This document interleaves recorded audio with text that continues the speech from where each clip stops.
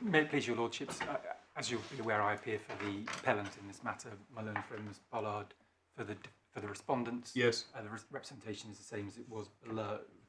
In terms of my proposed structure for my submissions on the appeal, my lords, I was going to largely follow the general structure of my skeleton argument to deal with the factual background first, then submissions on the law and how it should be approached in this court.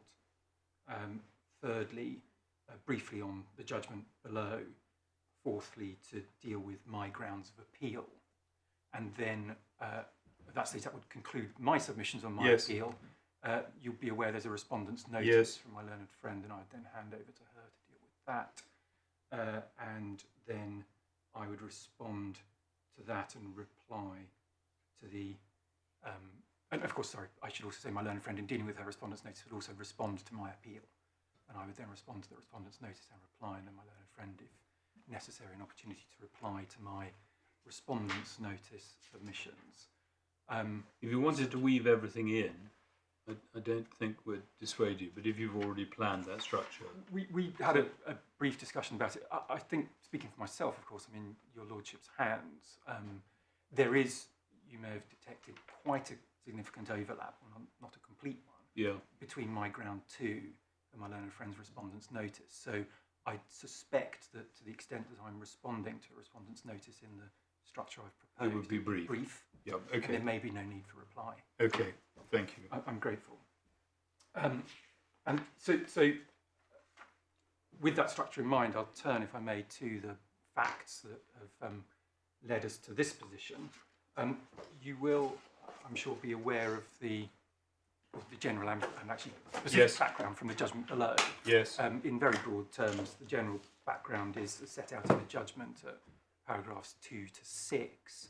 In broad terms, my client, Mrs. Lish, is a designer of typefaces. She worked together with the respondents.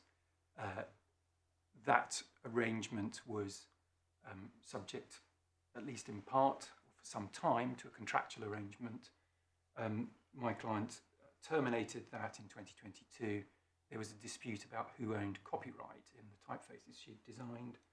That led to a set of proceedings in the County Court at Newcastle. They were compromised by an acceptance of a Part 36 offer, but before that acceptance, there had been some correspondence in which my clients had asserted an additional claim for unpaid royalties. They'd indicated they wished to plead that, but the opportunity to do so in the Newcastle proceedings at least was lost when it was stayed when the Part 36 offer was accepted. They issued new proceedings to bring that claim. That led to an application for strikeout on the basis of abuse of process and some other matters which don't concern your lordships, and ultimately that application succeeded. And so we are before you today with my client at least seeking to persuade you that that strikeout and the finding that my client's second action was an abusive process was wrong. In more detail, however, in working through the chronology, as I mentioned, 2012 was the commencement of the relationship between the parties. And as I mentioned, at least in part, a contractual arrangement in writing was agreed between them. That is a document that you'll find, if I can ask you to turn to it, please, in the core bundle, tab 7, page 85.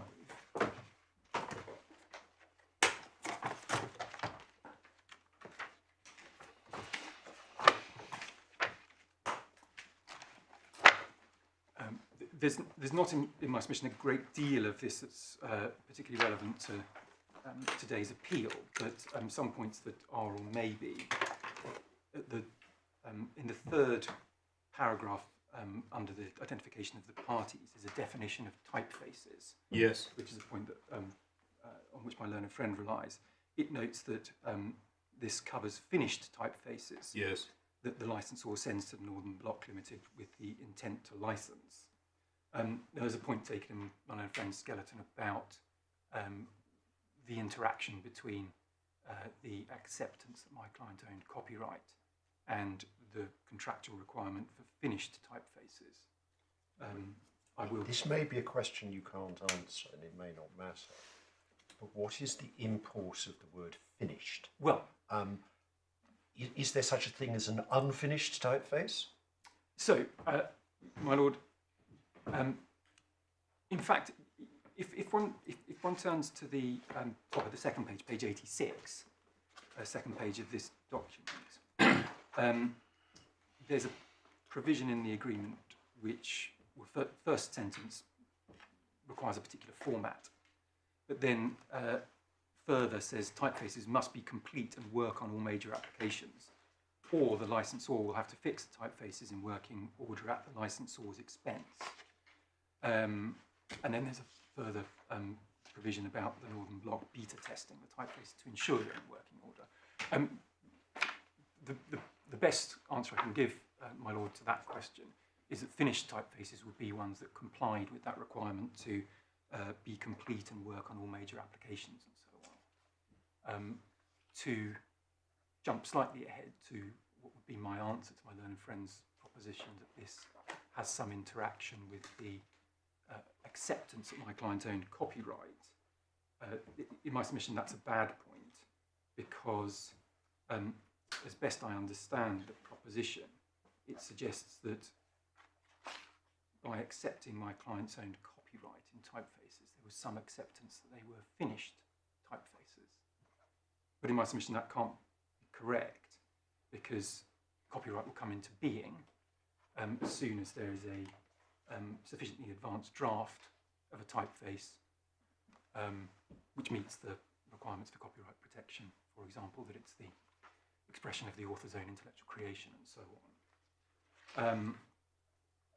And well before there is a finished typeface, in the sense that it's something that could be provided and work on all major applications, there will be a copyright work in a typeface. So, and I take a different example, of course, copyright would subsist in the draft of a novel long before it was finished, in the sense that it was going to be ready for printing and sale. And so in my submission, no, nothing turns on finished typefaces. I understand that it may be a point taken in the defence of this action to say that what my client provided didn't qualify as finished typefaces, hence, and therefore no royalties were due under this agreement. But in my submission, that's not a matter that concerns this court on this appeal. Quite, it's nothing to do with the strikeout. Quite.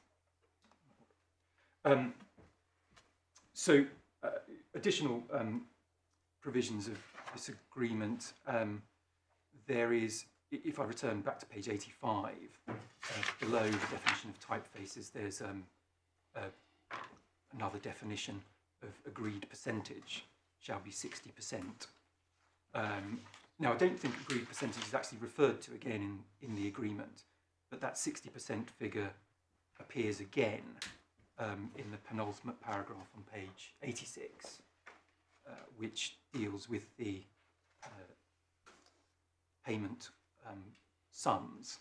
So the Northern Block will pay the licensor 60% of the sales received by the Northern Block Limited's e-commerce web and other unnamed methods of licensing in the distribution network. And then the final paragraph on that page provides details of the payment terms. So they would be quarterly in arrears, 30 days after the end of the relevant quarter. And then the only other two provisions that could potentially be relevant, which I draw to your attention, my lords, are first that there's a termination provision at the top of page 87. So the agreement may be terminated by a non-breaching party. Apologies, that's not the correct termination provision. There is a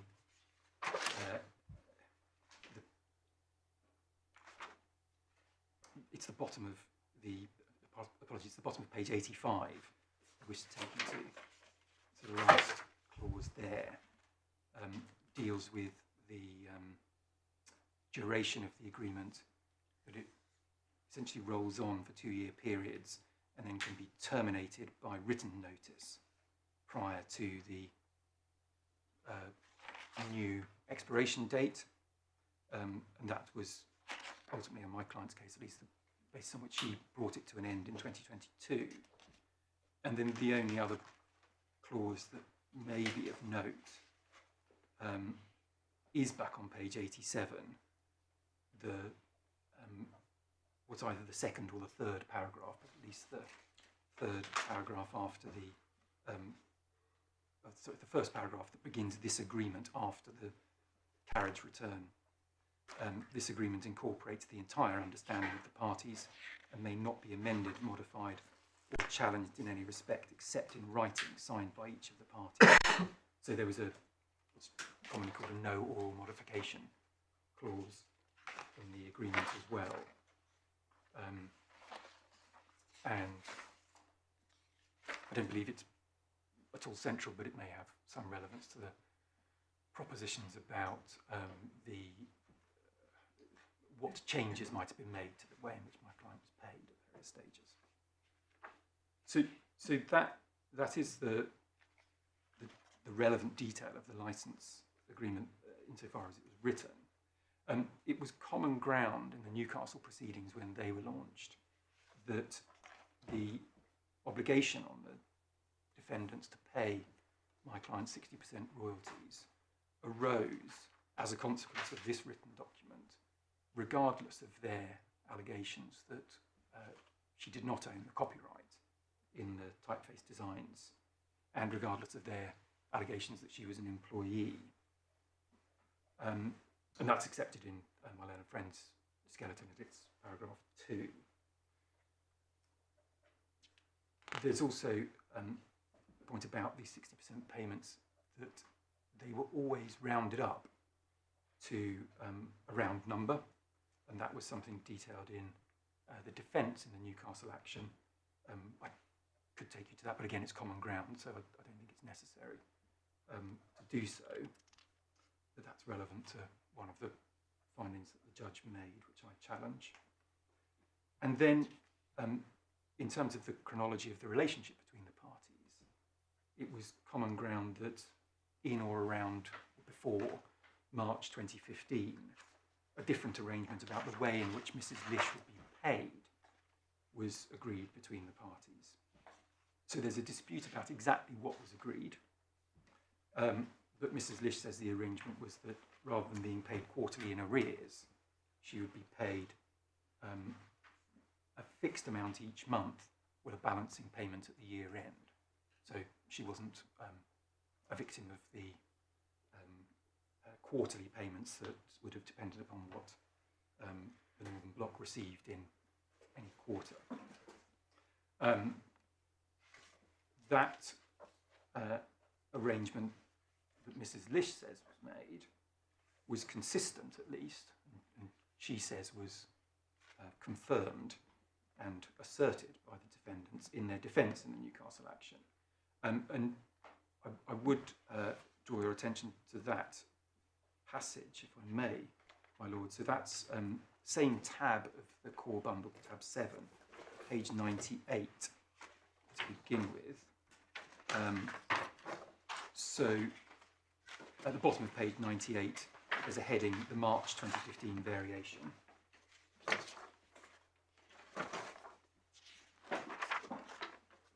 Paragraph 13 gives some background to that variation. So it indicates that there were discussions that took place between the claimant and the first defendant about the way in which she was paid. The outcome of those discussions, as pleaded, was that what was asserted to be the claimant's salary in 13A would be doubled. But in return, so the defendant said, the claimant would forego, their language, her right to the 60% payments and would be recompensed for her work exclusively through higher salary and periodic bonuses. And the defendants take a point in respect of this, which they say that the language that she would forego the 60% payments was a communication to Well, with her. great respect, that's a terrible point, because you look at the next paragraph and it makes it quite clear what Mr. Hill instructed both the accountants and Miss Skur to do. So, So, precisely. speaking for myself, Yes. I don't think this document was drafted by counsel. It doesn't bear a name, and you have to read 13, 14 and 15 together. And indeed 16, my lord, as well, if I may, because 16... All right, yeah, and 16, which is the confirmatory point. Precisely, my lord. Yeah. And that was the point that I wish to draw to your lordship's attention from these paragraphs, that those emails are unequivocal in what they record, in my submission at least, that Mrs. Lish would be paid a salary, but would also receive what was characterised as a bonus, a balancing payment to make up the rest of the 60% that was due to her at the year end. If the royalties exceed the 27,000. Of course. Yeah. And the paragraph 16, which I do draw express attention to, was relevant because it was the one, as my Lord Justice Coulson, you indicate, confirms that these were a true and contemporaneous record of an agreement between the claimant and the first defendant. And that's relevant, although Mrs. Lish only came to see these emails when they were copied into this defence in 2022. It's her position that, well, one, they confirm her understanding, but two, when she received this defence, she said, yes, that is the arrangement, and I understand from those paragraphs, including 16, that I was paid the correct amount that I was entitled to receive.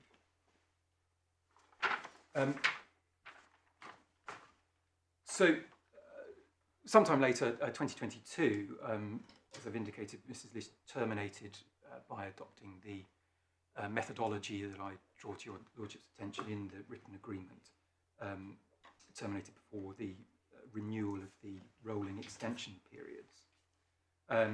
After she did that, the defendants asserted that it owned the copyright in all the typeface designs that she'd created, and it indicated that it was going to continue to exploit them after the end of the termination period that Mrs. Lish had set in play. So as a consequence of that, in November 2022, she brought proceedings in the County Court at Newcastle. She sought a declaration, perhaps, my lords, I should just show you the claim form at least, in that action, which is in the supplementary bundle at tab 1, and page 3. The brief details of claim, at least on the claim form, indicate that it was a claim for a declaration that the claimant is the owner of the copyright in the works, an injunction to prevent the defendants and each of them from infringing the copyright in the claimant's works, an inquiry as to damages or an account of profits, not said expressly, but as a consequence of those acts of infringement, and further and related other relief is outlined in the particulars of the claim. So, in essence, a copyright action. There was, in addition,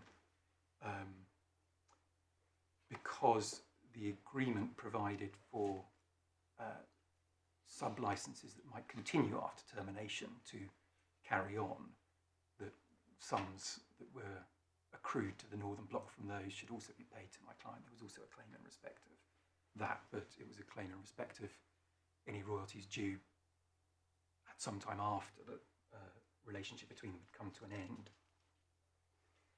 The defence, which we've already looked at briefly in part, was filed on the 2nd of December 2022. In broad terms, or briefly, it denied that Mrs. Lish owned the copyright that she asserted she owned. It nevertheless admitted that the agreement entered into 2012 meant that she was entitled to 60% payments. It set out those emails we've looked at. At the same time as serving that defence, an application to transfer the claim out of the county court and into the intellectual property enterprise court was served. Later in the chronology, on the 4th of April, Mrs. Lish made an application for summary judgment on the issue that she was the owner of the copyright in the typefaces. And then she made a Part 36 offer on the 5th of May 2023. And that's the next document that I'd like to take your lordships to, which is back in the core bundle, back in tab 7, and like page 236 of tab 7.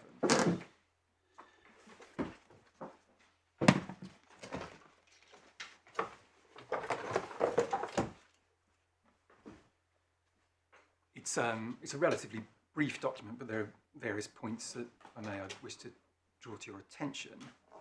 So, first of all, not in dispute, it was a Part 36 offer. It's headed as such on the in the bold on the right-hand side under the email addresses of its recipients. Then under Dear Sirs, it referred to the proceedings in the County Court at Newcastle by their claim number, J80NEO32. And then in the text of the letter, it commenced, we refer to the above matter. So a letter in respect of that claim number, the proceedings that were carrying on under that claim number. It then went on to express the confidence that Mrs. Lish had in her claim, following that first sentence of the second paragraph.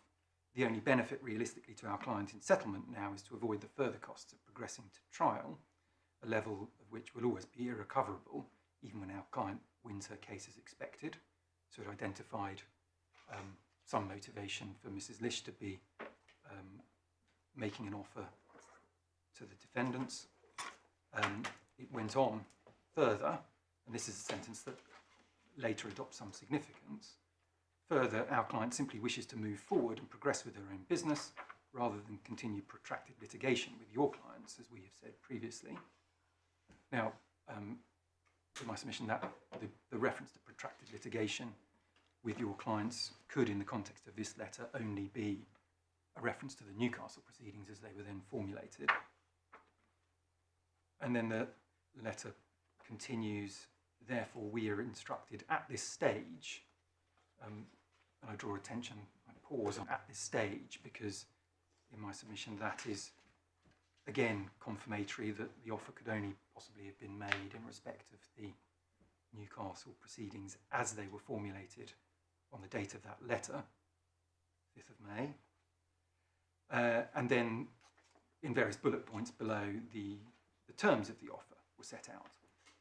And they were broadly that the defendants would confirm and acknowledge our client's ownership of the IP. It could have been more specifically copyright, because that was the only right asserted, but in any event, not difficult in context to understand that that's what was meant. The IP in the relevant typefaces, as particularised in our client's draft amended particulars of claim served on the 4th of May. So yeah, can you just help me on that? Of course. Document we have in Supplementary Yes. Bundle 1, Tab 1, appears to be dated the 31st of May. So Is it the same or different? that is the same. I think, I have to confess, my lord, I don't recall that there was a... The only date on it is at page 23, Yes, the and date that of the date is the 31st of May. Yes, I hope I'll be told behind if I'm wrong about this. I'm practically certain that this was the only ever draft of it. I suspect the date might be that it was signed at a later point because there was agreement about the amendment being permitted. Right. So it was served on the 4th. Served in draft form on the Yeah. and as the But as the dated, parties so record. as my lord said, has asked, there's no difference. The document we have, the documents referred to in this Correct, letter. my lord. Thank you. And as the Part 36 offer records, it was at that stage the draft amended particulars of claim. served. And then the second bullet point deals with sub-licenses that may be continuing after termination. And the agreement proposed by the offer was that my client would be paid in respect of those sub-licenses which continued. So to the extent there was a continuing revenue stream, that would be shared between the parties. And then bullet point 3 was a cessation of offering a license to any of the typefaces or infringing typefaces in the future. And then, although it's in the final bullet point deemed to be part of the offer, it's the natural consequence of a Part 36 offer were it to be accepted that the costs would be paid. So in respect of that offer in my submission, it was one, plainly limited to the Newcastle action in the way it was formulated on the date the offer was made, and secondly, was quite limited in what it asked the defendants to accept. So it was just the bare acceptance, confirmation and acknowledgement of my client's ownership of the intellectual property in the typefaces. Nothing about what might lead to that circumstance being correct. I think one point that was made is on page 237, the last sentence of the substantive paragraph. This offer is generous to your clients as it effectively allows them to retain the revenues they have made from their infringements up to the date of acceptance.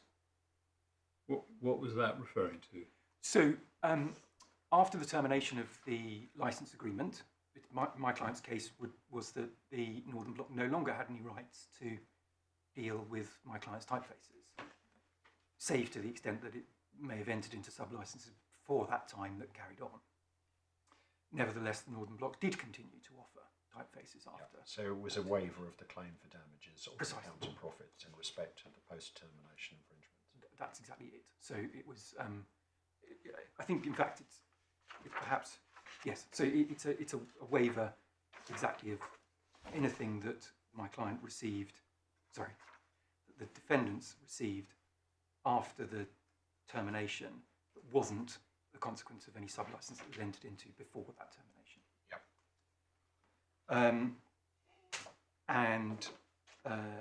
So that was the generous aspect. Because it ties with the second bullet point for the remainder of its term. Is that what it's?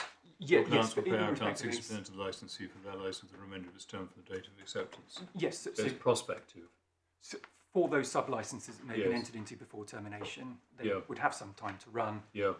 Obviously, when they expired or were not renewed, then there wouldn't be an ability to continue to provide that sub-license to whoever was using the typefaces. So that was the nature of the offer. Now, a week after that, on the 12th of May 2023, the Northern Bloc proposed an amended defence and proposed a counterclaim.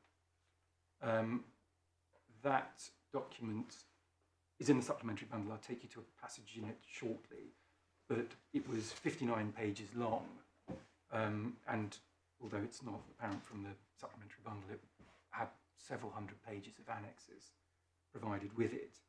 It raised many points, but crucially for this appeal, at its paragraph 18, capital C, subsection C, which is in the supplementary bundle, tab 2, page 85.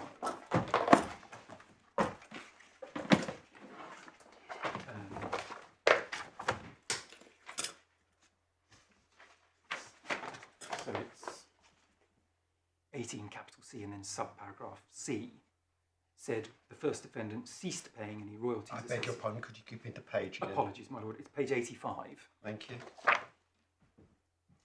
And then it's the penultimate paragraph on Yes. that page, little c. The first defendant ceased paying any royalties associated with the 60% payment to the claimant after December 2015,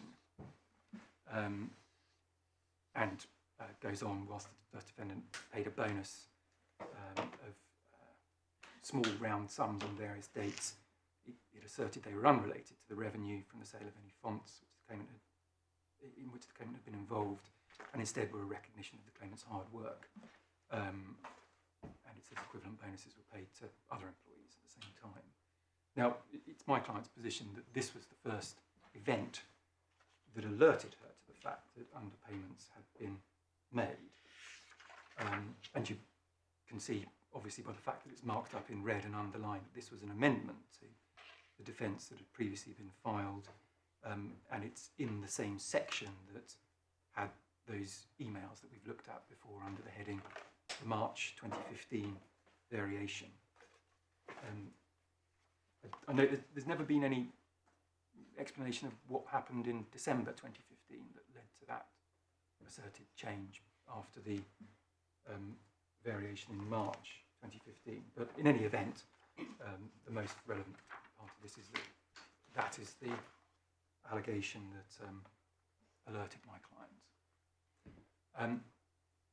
The transfer application that I mentioned that had been issued with the defence was heard on the 26th of May, so 2 weeks after this was served, and that was refused, so the claim remained in the County Court at Newcastle. Mrs. Lish's summary judgment application couldn't be heard because the time wasn't sufficient. I think it had been agreed beforehand between the parties that it would be heard on a later date, together with the defendant's application for permission to amend to rely on that proposed amended defence and counterclaim that we were just looking at. But shortly before that hearing, on the 23rd of May, Mrs. Lish's solicitors had begun to seek details in relation to the pleading of paragraph 18cc. And their first letter that touched on that is in the supplementary bundle, tab 14, and page 239.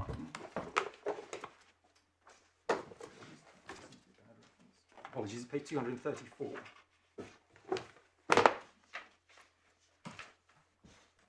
At some point, you're going to deal with the letter of the 8th of July, 22. My lords, yes. So I was going to come to the pre-action letters before the Newcastle pleading at the end. Yes, absolutely. So, sorry, page 2... page 233 is the start of the letter. Yep. And then the relevant, so much of it's about the upcoming application, but the final paragraph on page 234 is the one that deals with the underpayment, and it set out in terms, finally, we note from your client's proposed amended pleading that there's a clear indication that your corporate client has not paid our client the full extent of the royalties due to her under the distribution agreement, this being 60% of the sums received for her works, and what was requested at that stage was therefore the provision of a full statement of the sums received. In respect of the relevant fonts for the full life of the contract. It was requested by return, as was explained in evidence, but not particularly relevant because it was understood from other parts of the proposed amended defence that some calculations had already been undertaken. So it was thought that it might be to hand. And that, in fact, is what is said in the very next sentence. And so that request was made. As I mentioned, the application was heard 3 days later, but no response to that aspect of the letter of the 23rd of May was received. And so if we turn to the next page, 235, my clients wrote again on the 2nd of June 2023, and again there was some parts of that letter on the first page, at least all of the first page, that deal with the application. And then on the second page of the letter, page 236, was again a request in respect of the unpaid royalties. So in respect of our client's consent to your client's proposed counterclaim, that position remains the same.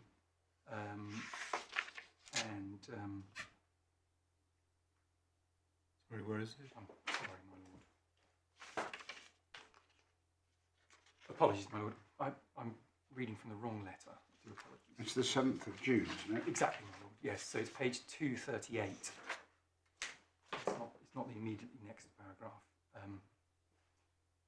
And the letter of the 7th of June on page 238 deals with that request about the provision of information about the payment of royalties.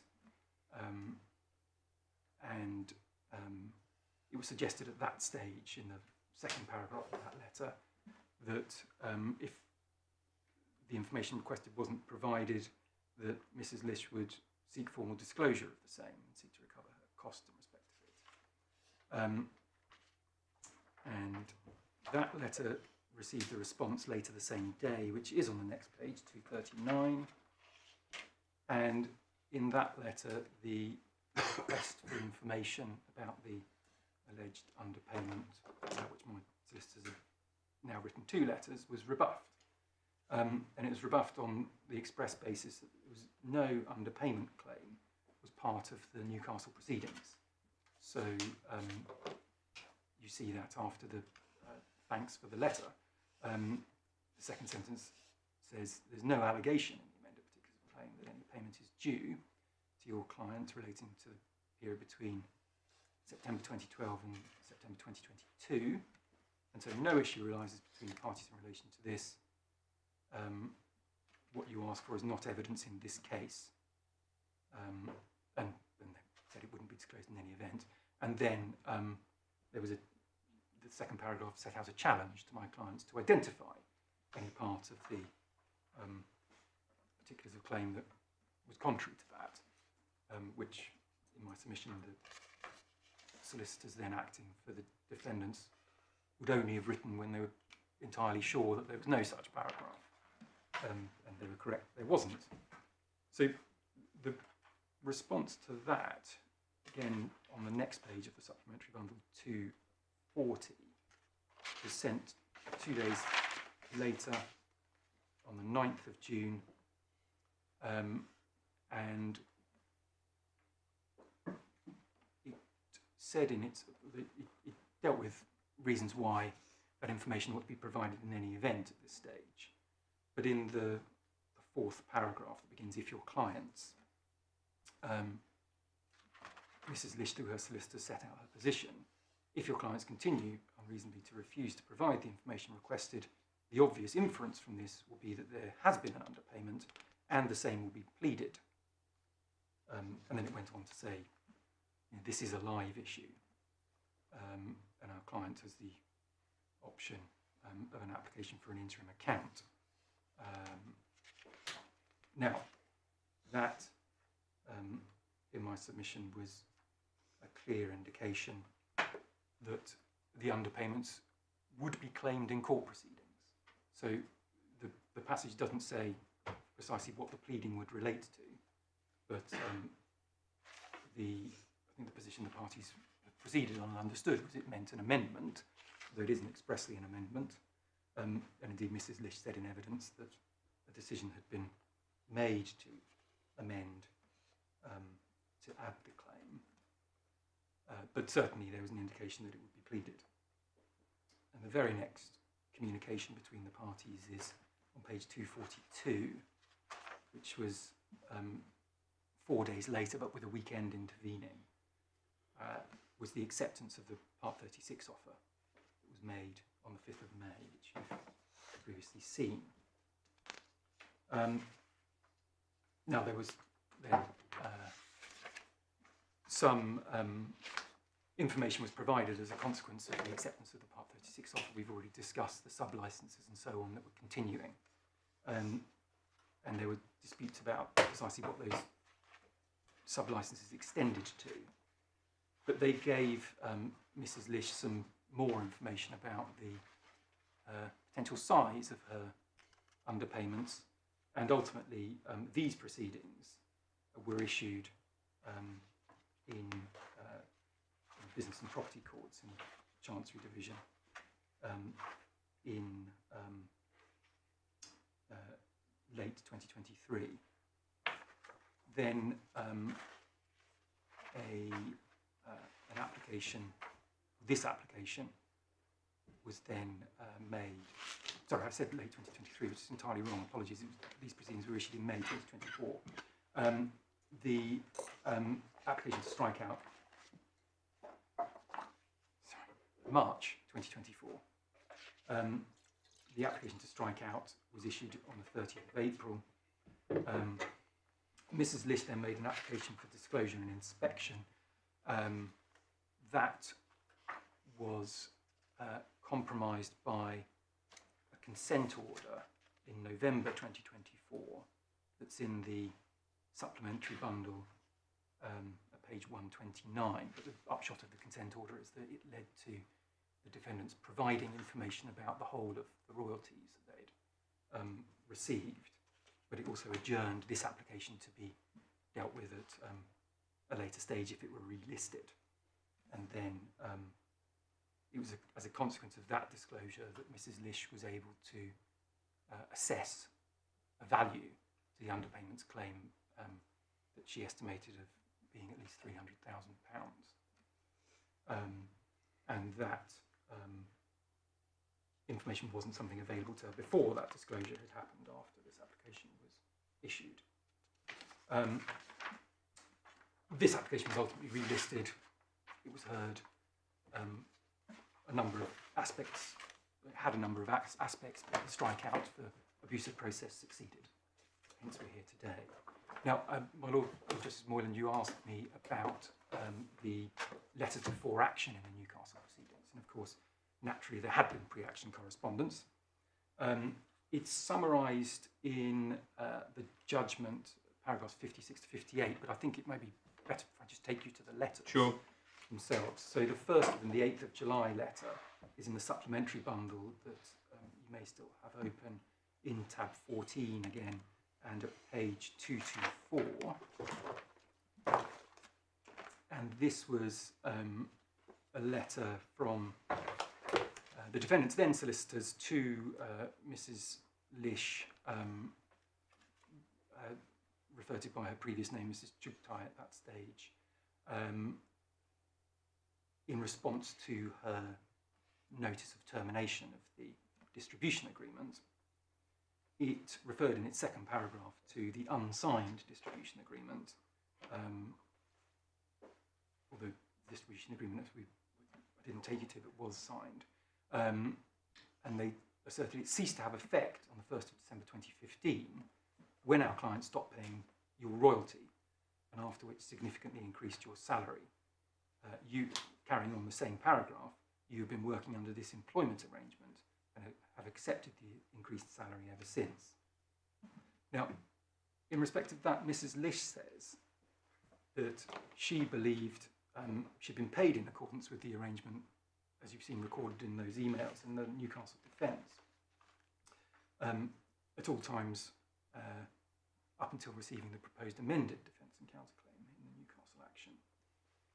That meant that she understood the consistent amounts that she'd received every month accounted for the whole of the royalty due to her under that agreement. And so the way in which it was expressed in her evidence perhaps isn't perfect. She expressed agreement in her witness statement with what her solicitor, Miss Hudson, had said in her witness statement, that explained what this letter of the 8th of July was understood to mean. So I should take you both to Mrs. Lish's evidence and to Miss Hudson's witness statement that Mrs. Lish adopted. So Mrs. Lish first, so supplementary bundle tab 9. Just before you do that, just so I can get the chronology right, this is the letter before action. It is a letter. Or one of them. A letter before action. Okay. And it's the 8th of July 2002. Obviously, 2022. Obviously, we know that proceedings subsequently started. Yes. What was the date of the original defence? The original defence was the 2nd of December 2022. Right. Thank you.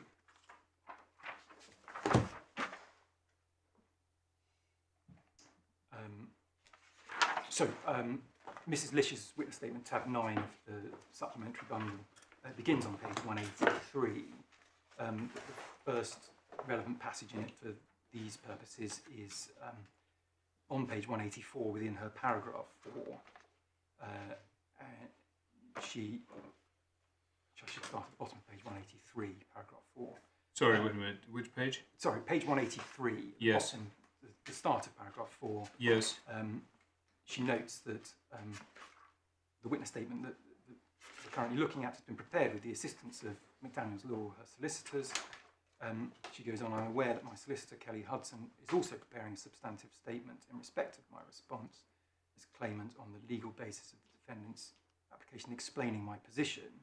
I confirm I've read that statement, have sight of the exhibit to it, and I agree with the contents of it. So Mrs. Lish endorsing what Ms. Hudson said. The other relevant paragraph for this proposition about the 8th of July letter in Mrs. Lish's statement is in her paragraph 13. That paragraph begins on 185, but the relevant part of it is on page 186, so it's the sentence that begins 2 words into the 3rd line of that page. So, as my solicitor confirmed, until the proposed amended defence and counterclaim was served in the Newcastle action, I was not aware that I'd not been paid the royalties I was owed by the Northern Bloc, and I thought that from 2015 onwards they had paid me a fixed yearly amount, with any difference due to me in respect to royalties to reflect 60% due under distribution being paid to me at the year end. And then she goes on, once the dispute with them began, I did wonder whether they might not have paid me the right amount, but no more than that. And then she refers to the defence in the Newcastle action, which we've looked at earlier. That defence then said I had been paid all the royalties due to me, and I took that to be true. And then the proposed amended pleading was served. I realised that was not the case. So what she took to be true in the first defence in the Newcastle action was those paragraphs 12 to 16 we've looked at, confirmed the basis of the agreement. She indicated that she believed she had been paid all of those 60% sums through fixed amounts plus a difference at the year end. It's implicit in that she believed that when she wasn't paid any further amounts at the year end, that's because there were no further amounts to be paid. And indeed, Ms. Hudson's witness statement that Mrs. Lish adopted also refers to that in its paragraph 28. So I should take that's at tab 10, the next tab in the supplementary bundle. Its paragraph 28 begins on page 200.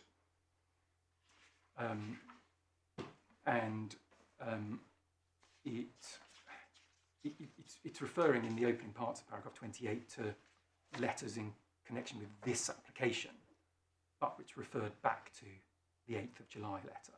So the 8th of July letter is dealt with from about halfway through the 5th line. And what Ms. Hudson says is that the letter of the 8th of July 22 in no way makes the same statements in regards of underpayments that were made in paragraph 18E of the proposed amended defence and counterclaim. I think that's a typo, should have been 18C, as we looked at previously.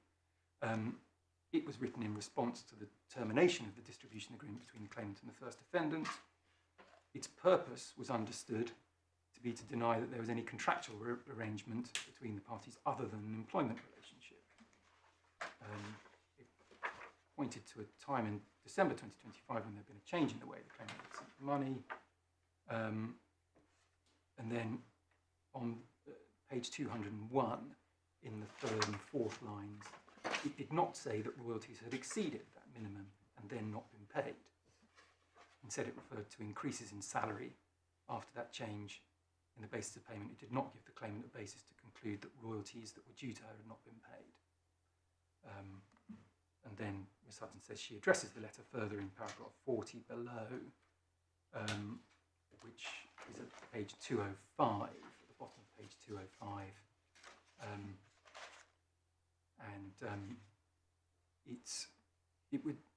Paragraph 40 deals with the suggestion that the content of that letter of the 8th of July were entirely consistent with the pleaded position in the first defence in the Newcastle action.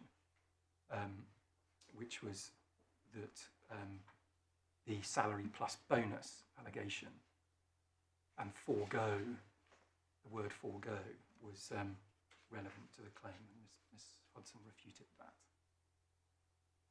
that.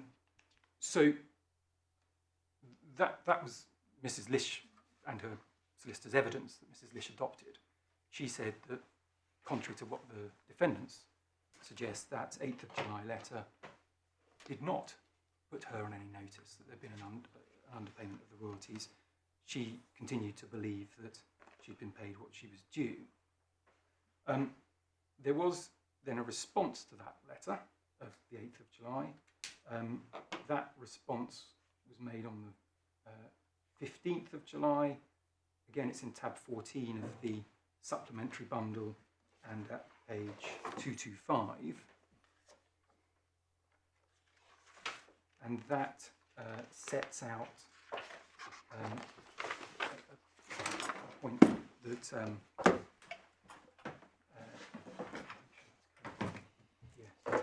Bottom paragraph. So the bottom paragraph on page 225 answers the point. So it begins, further we revised.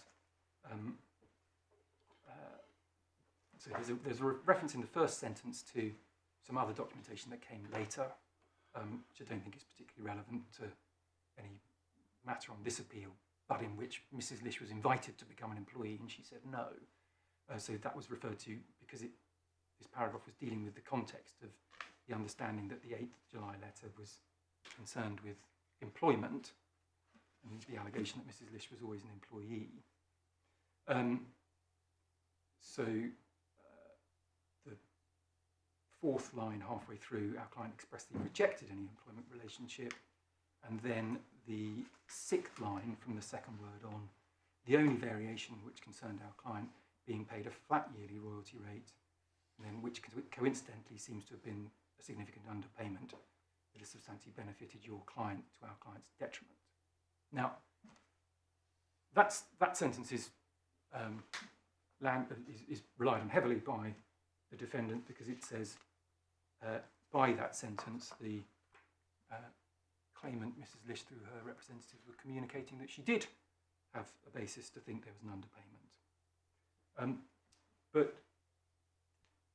the evidence in respect of that, and in fact I've already shown you it in Mrs. Lish's paragraph 13, was merely that because she considered the Northern Bloc were taking an unreasonable approach in respect of her ownership of copyright works, she was caused to wonder whether they might have done other unreasonable things. But she had no basis to do anything other than wonder. Miss Hudson recorded that this letter made a point about underpayment because of Mrs. Lish having wondered. In my submission, it can be seen from the letter that it's put in somewhat tentative terms, merely that it's coincidental that there's been a significant underpayment. And it's plain also that there's no basis asserted for the suggestion that there'd been a significant underpayment. And in my submission, if there had been any basis, one would expect it to have been set out. So it's consistent with Mrs. Lish's position that she merely essentially conjectured, wondered, but couldn't go any further. She had no material to go any further. The final potentially relevant letter before action is page 227 of the supplementary bundle. That was a letter of 29th of July 2022. This was written between the skeleton argument this letter came into the application between the skeleton arguments being exchanged and the hearing, because my friend's skeleton argument referred to it, although it hadn't been in evidence up until that point. And so it was dealt with in Miss Hudson's third witness statement. But in terms of what the letter said, the defendants relied on its penultimate paragraph before, please confirm if you're instructed to accept service of proceedings, because that paragraph asserted the following. On the basis you've confirmed your client's intention to infringe our client's intellectual property, our client intends to issue proceedings against your client for infringement of those rights and to recover monies owing to it from your client. This is on the basis that your client has not properly accounted to our client for 60% of sales received from the exploitation of the fonts. All our client's rights are expressly reserved. Now, again, the language used in this letter is relied on by the defendants to suggest, well, there was there an assertion about underpayment being made. Miss Hudson explained that wasn't the case. The paragraph in its full context was all about infringement of the intellectual property rights. What the claimant, Mrs. Lish, intended to issue proceedings against your client for infringement of those rights, and as Miss Hudson explains, that the following to recover monies owing was also a consequence of either the infringement of the rights or the ongoing sub-licenses. And the sentence that says this is on the basis that your client had not properly accounted to our client for 60% of the sales received from the exploitation of the funds was in respect of a basis for calculation of what damages would be or what continuing sub-licenses would result.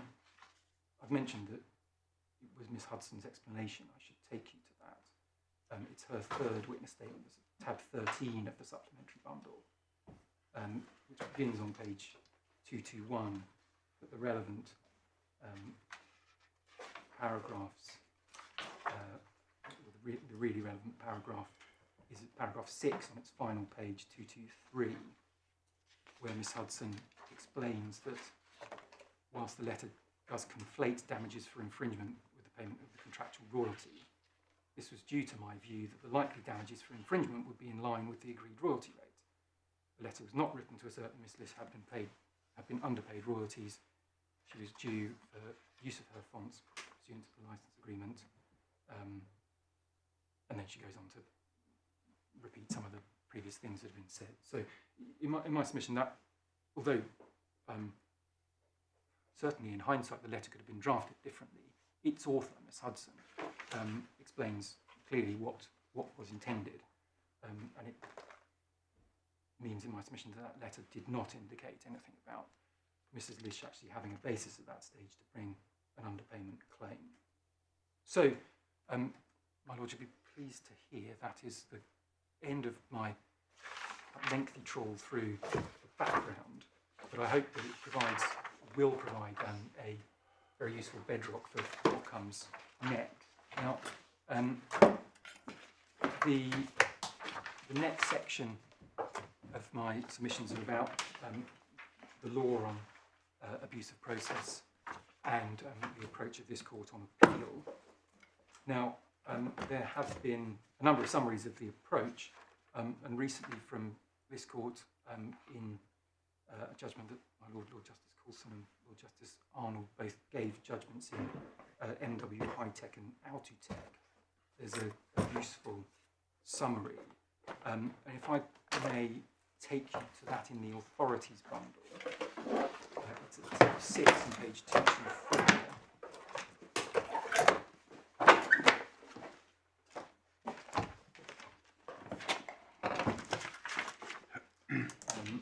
And there's a section 6.4 summary of the applicable principles. Sorry, which paragraph? So it's paragraph 53 under the heading 6.4 on page 224.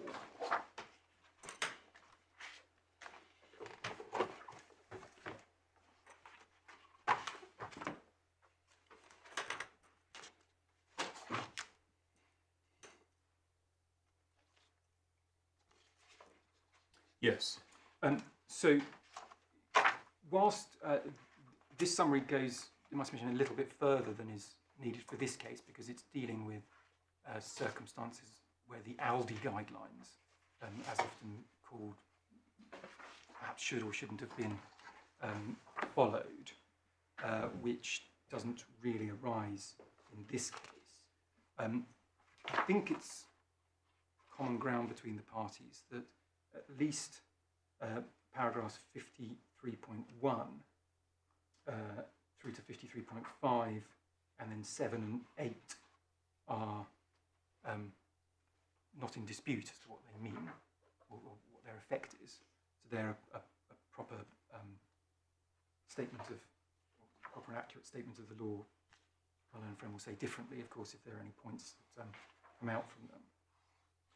But there are 2 points of nuance in respect of this summary that, in my submission, should be expressed differently or applied differently than arises here. So, in principally paragraph 53.9, there is a statement there in my Lord's judgment that, in addition to the normal basis on which an evaluative decision might be overturned on appeal,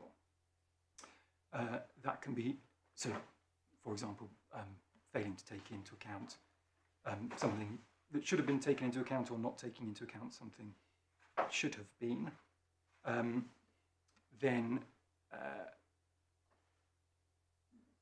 such decisions can also be overturned where a conclusion that was reached that was so perverse as to be plainly wrong. Now, it may be merely a matter of nuance, but in my submission, to say so perverse as to be plainly wrong puts the test too highly.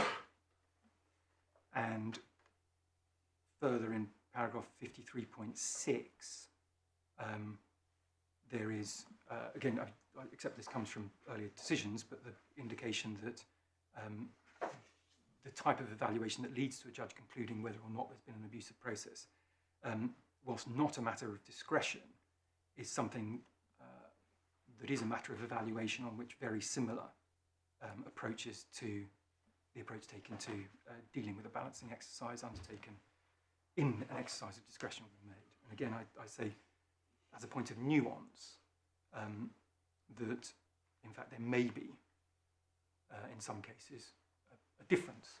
And in my submission, there is a difference to be taken in the approach. And that properly what the court needs to look for is either that one of the classic ways of overturning an evaluative decision is present, such as a failure of logic or failure to take into account a relevant factor. And I make clear which I say is satisfied in this appeal, or alternatively simply that the judge below was wrong. And I support that proposition that it's simply it's sufficient for the judge below to be wrong, by reference to, which I'll take you to, Lord Justice Thomas and Lord Justice Longmore, apologies, in the Aldi case, and then I'm going to also take you, if I may, to Stewart and Goldberg, Linda, briefly, and then in Re B, briefly, and then finally look at what was said in Lifestyle and Amazon. So the first of those... So we're going to 4 cases to say that the test is wrong. Simply wrong. Full stop. My Lord, yes. I think how do you evaluate whether or not the judge was wrong? So, if you're not looking at whether he took into account something he shouldn't have done, or any of the usual routes. So, my Lords, in the evaluation is because the judge will be held to be wrong if your Lordships, having reviewed all the things that you conclude should have been taken into account and nothing else, you come to a different conclusion. So even if the judge only took into account those things he should have done and didn't take into account anything else, if you come to a different conclusion, in my submission, that must be because the judge was wrong, and he was wrong in those circumstances. It must be because, whilst taking into account all those factors, they've been balanced in a way that went the wrong side of the binary line. But that's redoing the evaluation. I appreciate that, my Lord, yes. I see you that... do that every time? I mean, I'm just trying to yes. just trying to explore where this really goes. Well, my Lord... Do you want to take us quickly through Yeah, I think it perhaps... what you were going to take us through, and then we can deal with it. Quite. Yeah. I'm grateful, my Lord, yes. So if I may first take you to the Aldi case. So tab 2 of the authorities bundle and page 84, paragraph 16 of Lord Justice Thomas. And this is the sort of crucial paragraph of the decision in that appeal, setting out His Lordship's conclusions. The passages that are relevant in my submission are the sentence that begins on the fourth line of paragraph 16, it was a decision. So it was a decision involving the assessment of a large number of factors, which there can, in such a case, only be one correct answer to whether there is or is not an abusive process. His Lordship then went on to somewhat qualify that. Nonetheless, an appellate court will be reluctant to interfere where the decision rests upon balancing such a number of factors, and then refers to the practice note decision in Assicurazioni Generali and the Mersey NHS case. It then goes on, and this passage in my submission I think is important to answer my Lord Justice Coulson's proposition about what one does. Does this arise in every case? Lord Justice Thomas notes the types of cases where a judge has to balance factors are very varied, and the judgments of the courts as to how the test is to be applied are expressed in different terms. He then goes on, sufficient for the purposes of this appeal, to state the circumstances in which an appellate court will interfere. But that first sentence after the citation of the Mersey case indicates that there are judgments, or there are evaluative exercises that the courts must come to where the approach of an appellate court is different. So there will be matters, some multifactorial decisions, where there is no bright line. So, for example, negligence or obviousness are matters that the Supreme Court in Lifestyle and Amazon referred to as being matters that are ones of degree with no set standard.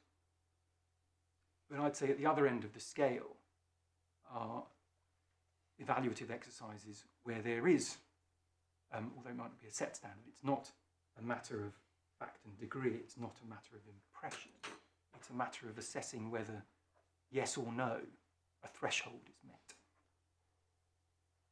And that, I say, is the approach on an assessment or reassessment review even of a finding of abusive process being present. Right. So in the same case, at paragraph 38, page 88, Lord Justice Longmore this just reinforces the point that an assessment of an abusive process is a yes-no question. He said, his lordship there said, it would be troubling, in the final sentence, it would be troubling if two different judges could come to different conclusions on whether the same facts constitute an abusive process, yet both be right. Which in my submission is consistent with the approach that if this court concludes there was no abuse, then the judge below must be wrong. That is then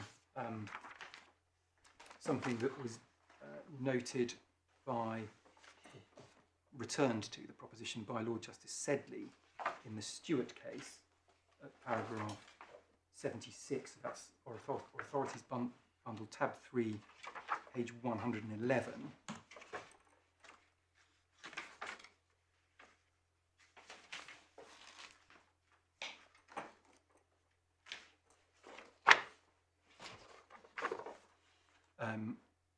And that paragraph 76, Lord Justice Sedley says, the approach in Aldi Stores gives the judgment below a substantial margin of respect, so long as the judge has not committed any of the classic errors of reasoning. It does not mean the appellate role is confined to correcting such errors. He refers to the words reluctant and generally, present in Lord Justice Thomas's judgment. The appellate court also has a broader role which entitles it to intervene if notwithstanding the absence of either a mistaken inclusion or exclusion of factors or a perverse conclusion. And I pause on that to say my submission, that's a clear indication that perversity in the conclusion is not necessary as a standard to be met. Either a mistake, sorry, the decision at which the judge has arrived is plainly wrong. So there, the test of plainly wrong was applied, but with an indication that this court's role is broader than simply saying, is there one of the classic evaluative reasoning errors that might result in an appeal being successful. And then the next case I wish to take to my lords is the Re B decision of the Supreme Court. Yes. Obviously on quite a different factual makeup. So that's tab 4, and the relevant passage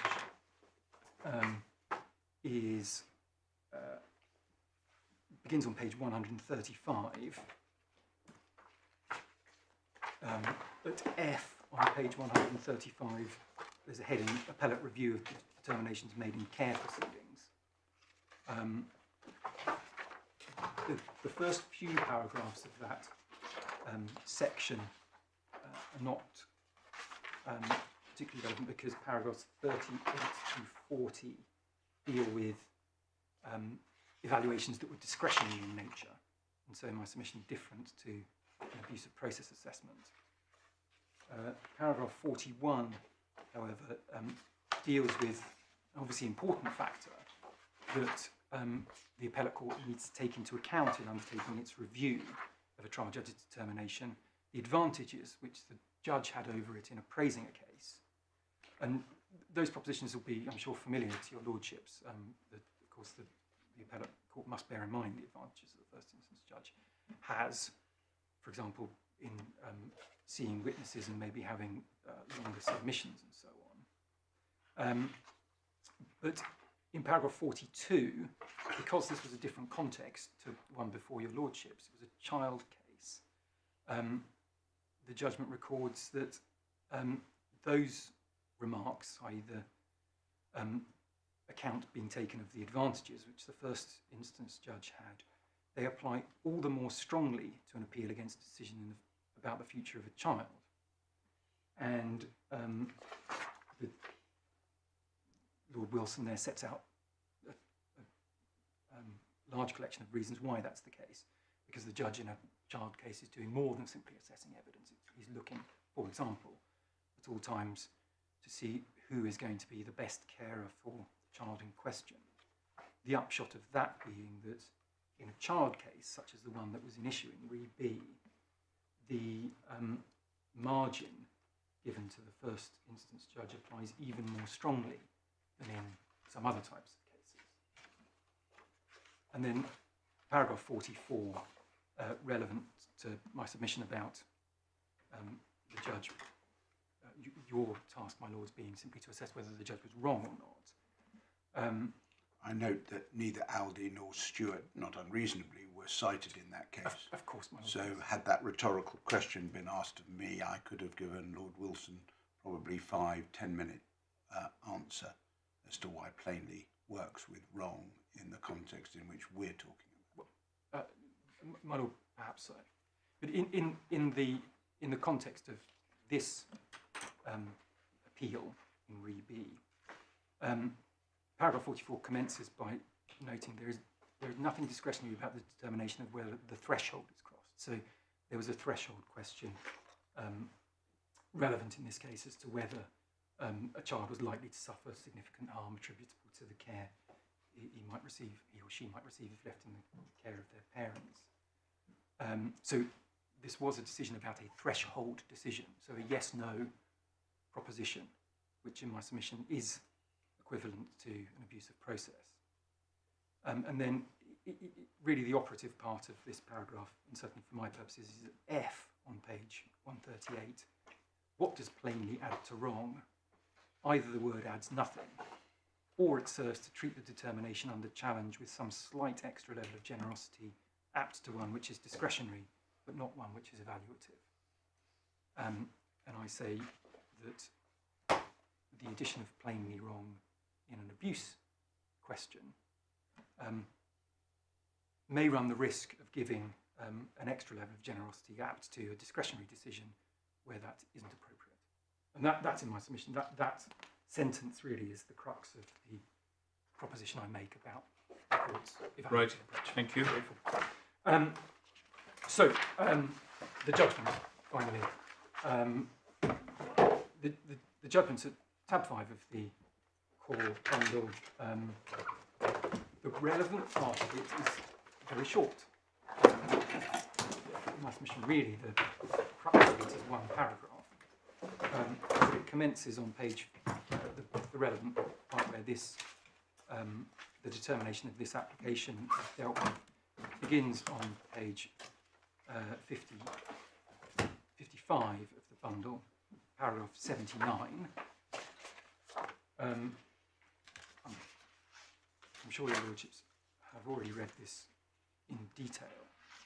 But this paragraph 79 notes that the judge now turns to the submissions under the Henderson head. The judge having found that the Part 36 offer did not encompass the underpayment claim.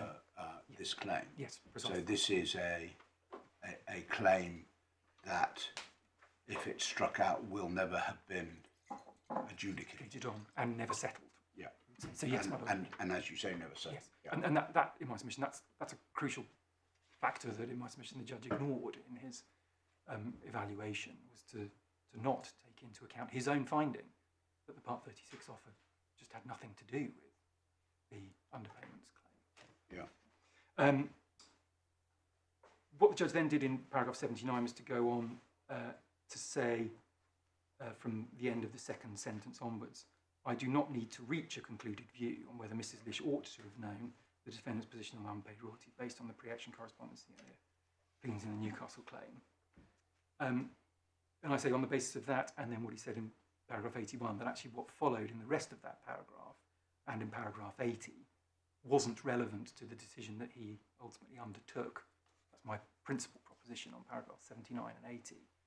But I'll address them in respect to my ground 2 in due course. If I may, I'll skip straight on to paragraph 81, because that opens with, however, and in any event, that does not matter on what went before in the previous 2 paragraphs. That does not matter. So confirming, if I may, the indication at the beginning of 79 that they were not factors, so paragraph 79 and 80 were not factors that the judge took into account in reaching his conclusion. And he said they did not matter because Mrs. Lish accepts that she had sufficient information to bring an unpaid royalties claim once the draft amended defence and counterclaim had been received and reviewed. He notes that was a sensible admission. She'd said so in her evidence. It was plain from the correspondence that passage in the amended defence and counterclaim had alerted her. The judge goes on in the 5th line. There was a month between the service of the proposed amended defence and counterclaim and acceptance of the Part 36 offer. He then goes on to record a question he'd asked of me. He asked Mrs. Lish's counsel if it would have been open to her, once she'd received the proposed amended defence and counter, withdraw the Part 36 offer to provide her with sufficient time to regroup and, if appropriate, replead the Newcastle claim. And he records, I accepted that Mrs. Lish could have taken those steps. Pause there to emphasise could have. No acceptance that she should have, and no acceptance that it was abusive for her not to have done so. The judge then went on to make a finding. I should say that reliance on the question of me and its answer is the subject matter of ground 1D, which I'll come to. The judge then went on, alternatively, Mrs. Lish, she ought to have been clear to the defendants that the unpaid royalties claim was not included in the Part 36 offer. That is, she no longer wished to settle the whole dispute to move forward and progress with her own business. That finding from the judge is the subject matter of ground 1C. The judge then went on in a relatively lengthy 13-line passage which may be most efficient if I just ask your lordships to read to yourself. So going from in my judgment to well, it's 13 lines further down, that underlines the abusive nature of this claim.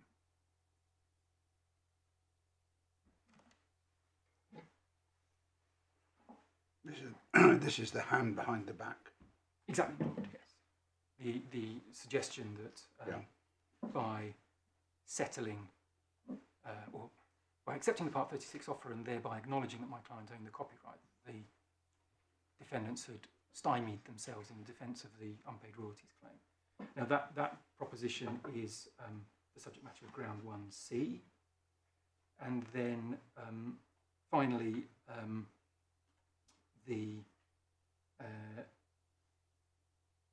sorry, apologies, that's the subject matter of ground 1A. I've already covered ground 1C.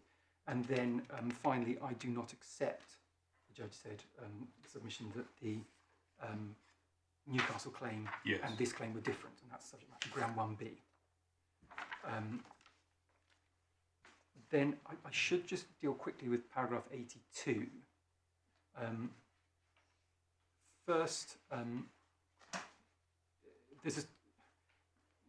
there's a drafting error. Lord Bingham emphasised in Aldi. It must either mean Lord Bingham in Johnson or Lord Justice Thomas probably in Aldi. But they both essentially said the same thing. We've already looked... I think that should be a reference to Johnson and Gore Wood. I expect so, my lord. So a need for finality in litigation. However, in Aldi, in Lord Justice Thomas's speech, he relied expressly on that proposition, but went on, paragraph 24, which if I may, apologies, to take you back to paragraph 24, which is on page 86 of the authorities bundle.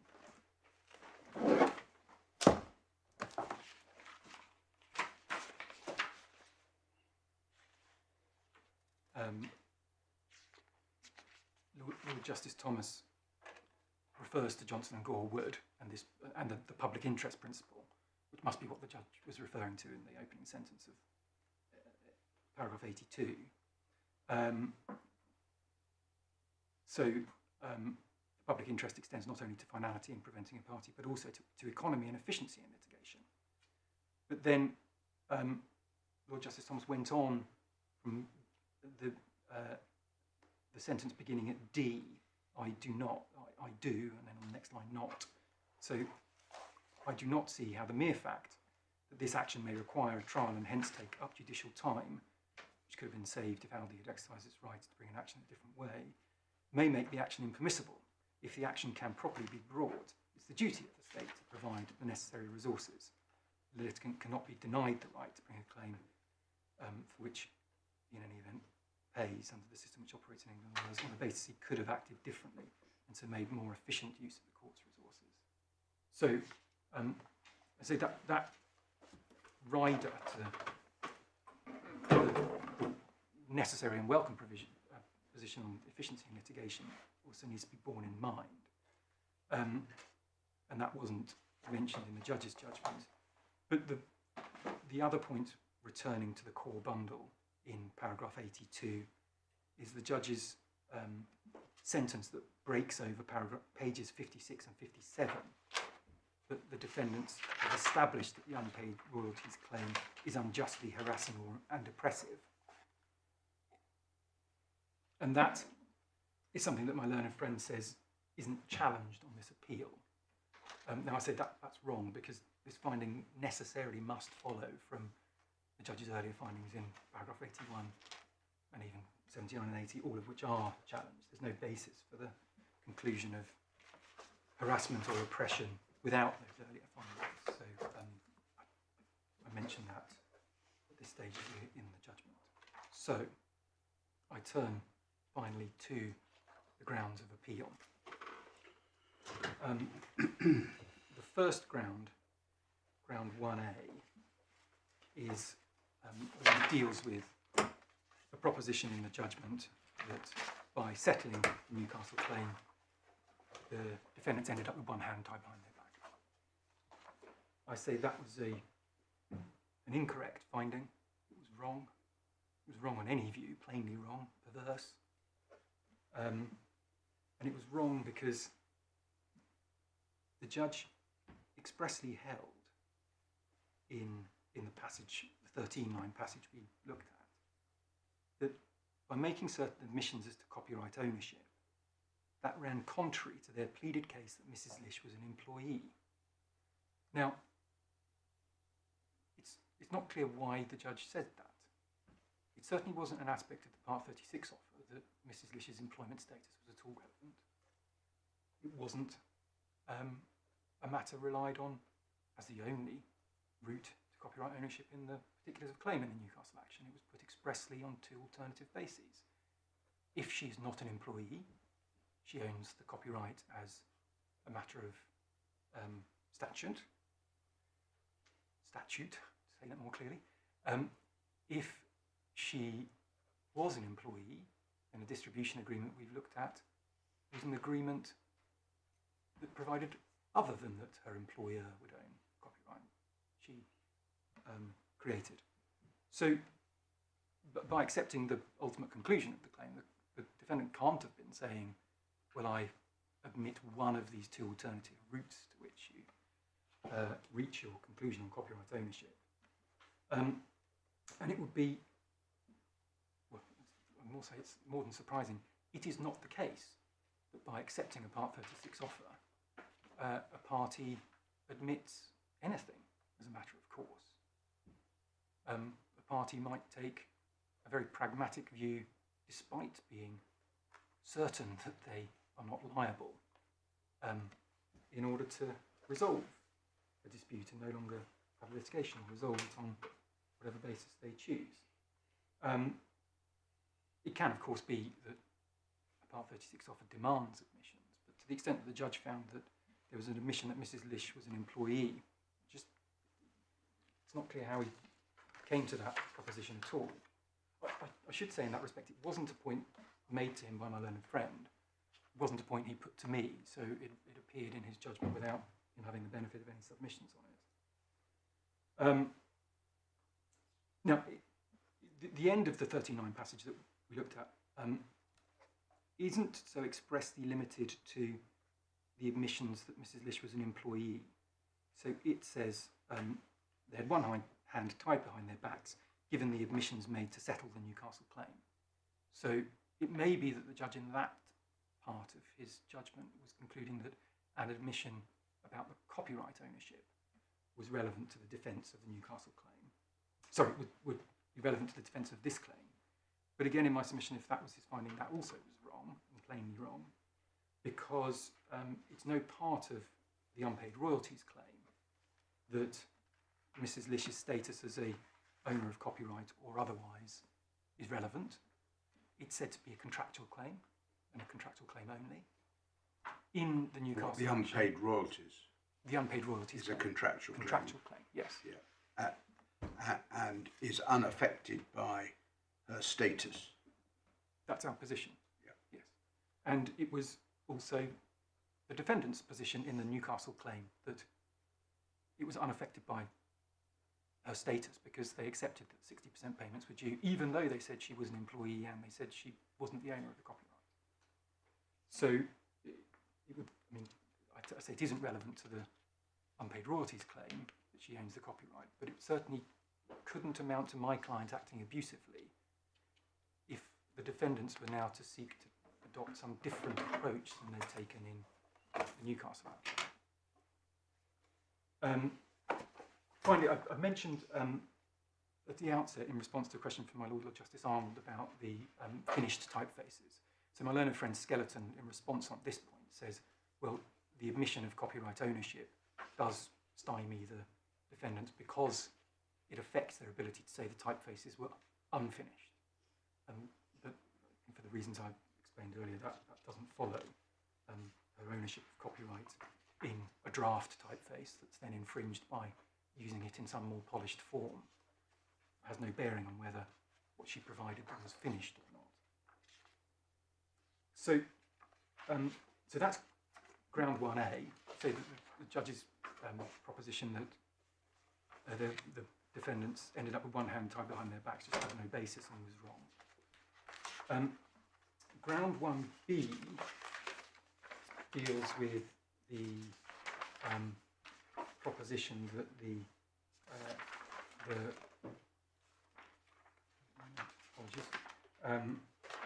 Ground 1B deals with the proposition that the Newcastle claim and the unpaid royalties claim were essentially the same. So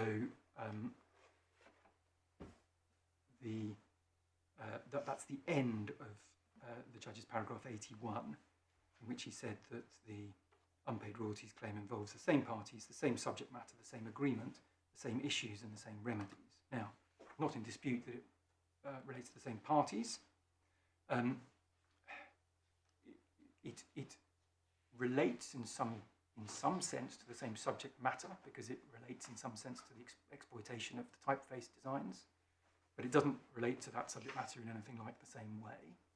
Different issues arise in respect of them. One, did Mrs. Lish own the copyright in the earlier claim? In this claim, was she entitled to be paid according to contractual arrangements in respect of the Northern Block's exploitation of them?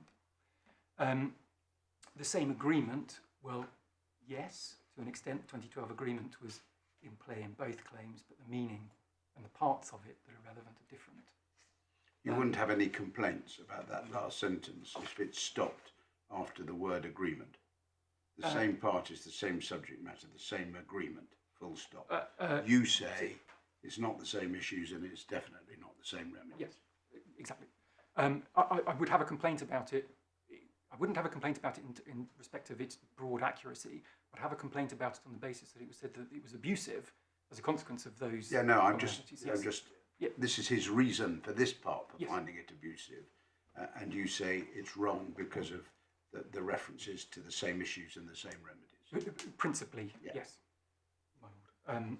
And again, my learned friend Skeleton argument, there's a proposition that the same remedies are pursued, as I understand it, because payment of the sub-license 60% after the agreement was terminated was sought in the Newcastle claim. Payment of the 60% before termination is sought in this claim. So I think the best that can be said about that is that having remedies of the same category does not mean the remedies are the same. They relate to different payments. Different sums of money in different periods. Exactly. So that's ground 1B, straightforward in my submission. Ground 1C is the issue about the Part 36 offer. So the sentence alternatively, she ought to have been clear that to the defendants that the unpaid royalties claim was not included in the Part 36 offer. And more than that, that she should have told them she no longer wished to settle what the judge characterises as the whole dispute. Now, and you say that's simply contradictory to his own conclusion that the pleaded claim didn't include it. Yes, and it's baffling, with respect to the judge, baffling as to why he thought it was Mrs. Lish's responsibility to spoon-feed her opponent as to what Part 36 offer covered or meant, particularly in circumstances where the defendant's own representatives had expressly taken the point that the unpaid royalties claim wasn't included in the Newcastle action a few days before accepting that Part 36 offer. So you say it's a one-way unfair assessment? Yes, yes. Well, I see two things about it, my lord. One is that there was simply no obligation on Mrs. Lish to further explain what her Part 36 offer meant to her opponent. Well, the letter says if you think our offer is unclear, tell us in what respects it's unclear and we'll clarify it. Yes. But so absent such a request, no obligation on her to explain it. In respect of the proposition that the language in the preamble to the letter, where Mrs. Lish had said she wanted to move forward and progress with her own business, that, again, relied on by the judge, that wasn't part of her offer. It was simply an indication of... It's very common that parties do this when they make an offer, because they don't want to say, give any impression to their opponents that they're making an offer because they perceive a weakness in their own claim. So parties very frequently say, I make you this offer because litigation is costly, time-consuming, stressful, etc. It isn't a basis to say that Miss Lish had somehow misled Mr. Hill or the Northern Bloc as to what her offer encompassed. The offer was made clearly in the document. And then the final part of ground 1D, was the proposition that came from the discussion with me that the judge recorded that Mrs. Lish could have withdrawn her Part 36 offer and regrouped.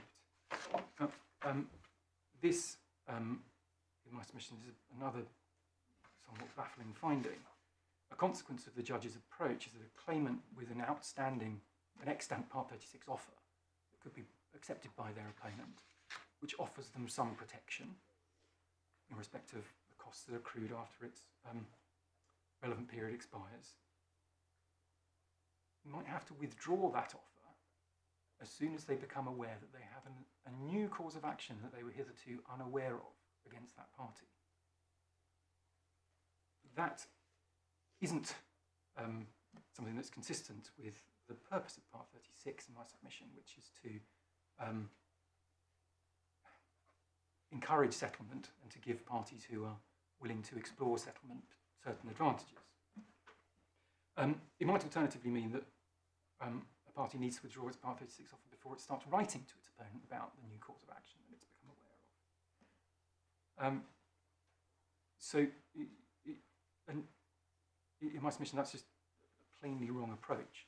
Now, it may be different if the Part 36 offer was framed in some peculiar way, which said we're going to release, it may not be peculiar, but framed in such a way that we're going to agree a complete release of all causes of action, whether known or unknown, or something of that nature.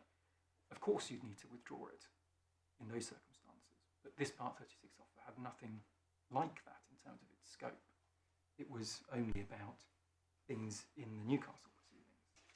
But this in any event is put on the basis of could. Quite, my lord, yes. And your earlier submission was that that's not the right test anyway. Yes.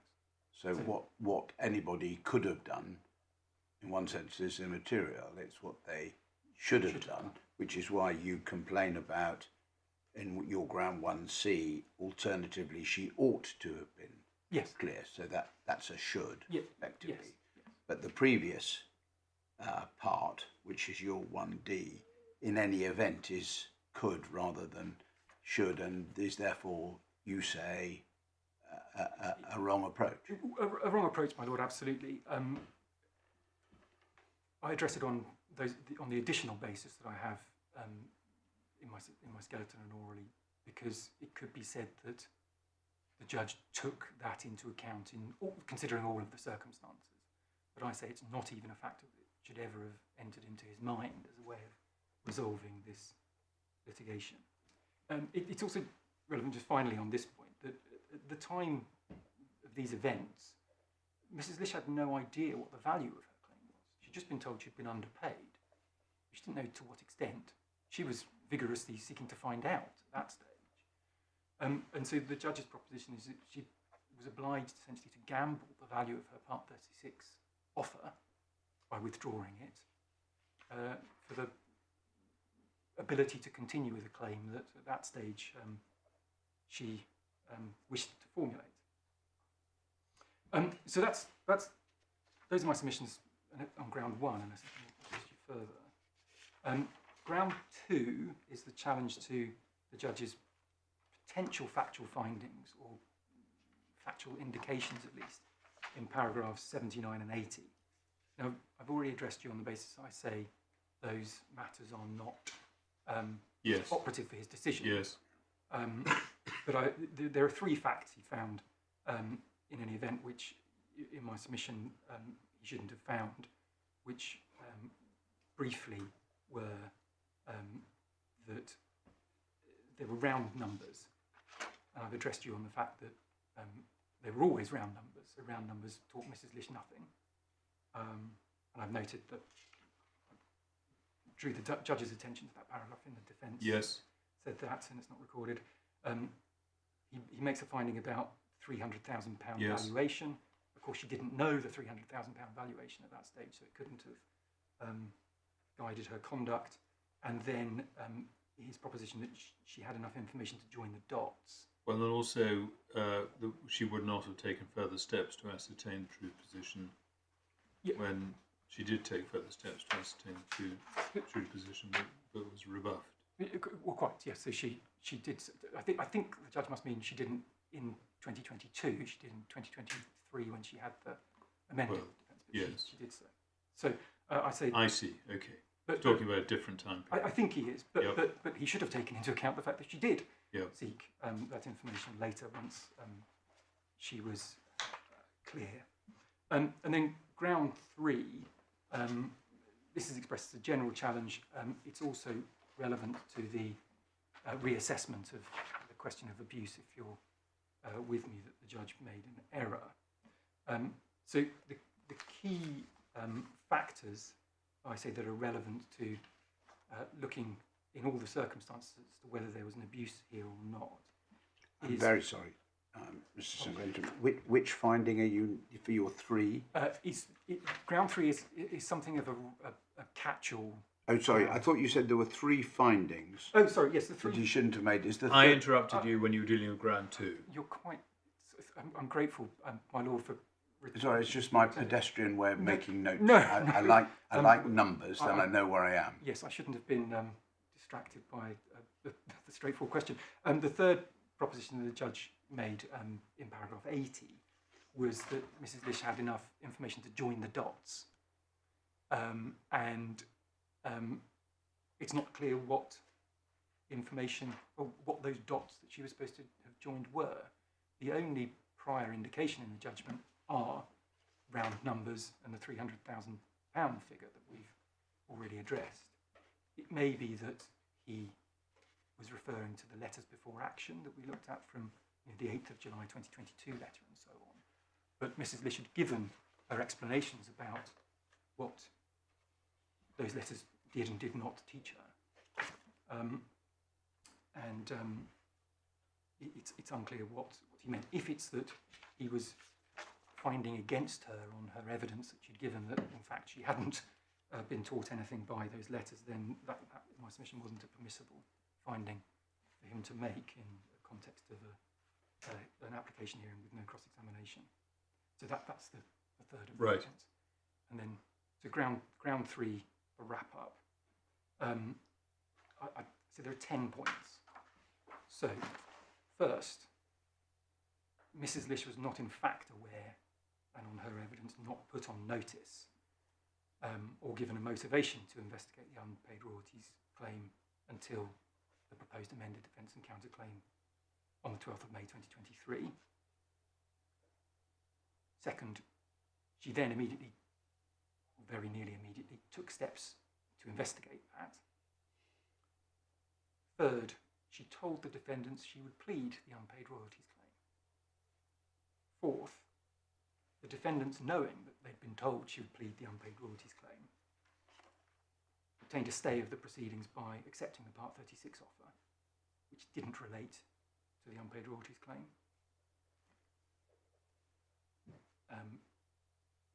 Fifth, they must have known that it didn't relate to the unpaid royalties claim. Or even if they hadn't appreciated that, it can't be abusive for Mrs. Lish to have acted in a way that assumed they'd understood the proper scope of the Part 36 offer. Sixthly, as a consequence of that, there was no reason for her to withdraw the Part 36 offer. Seventhly,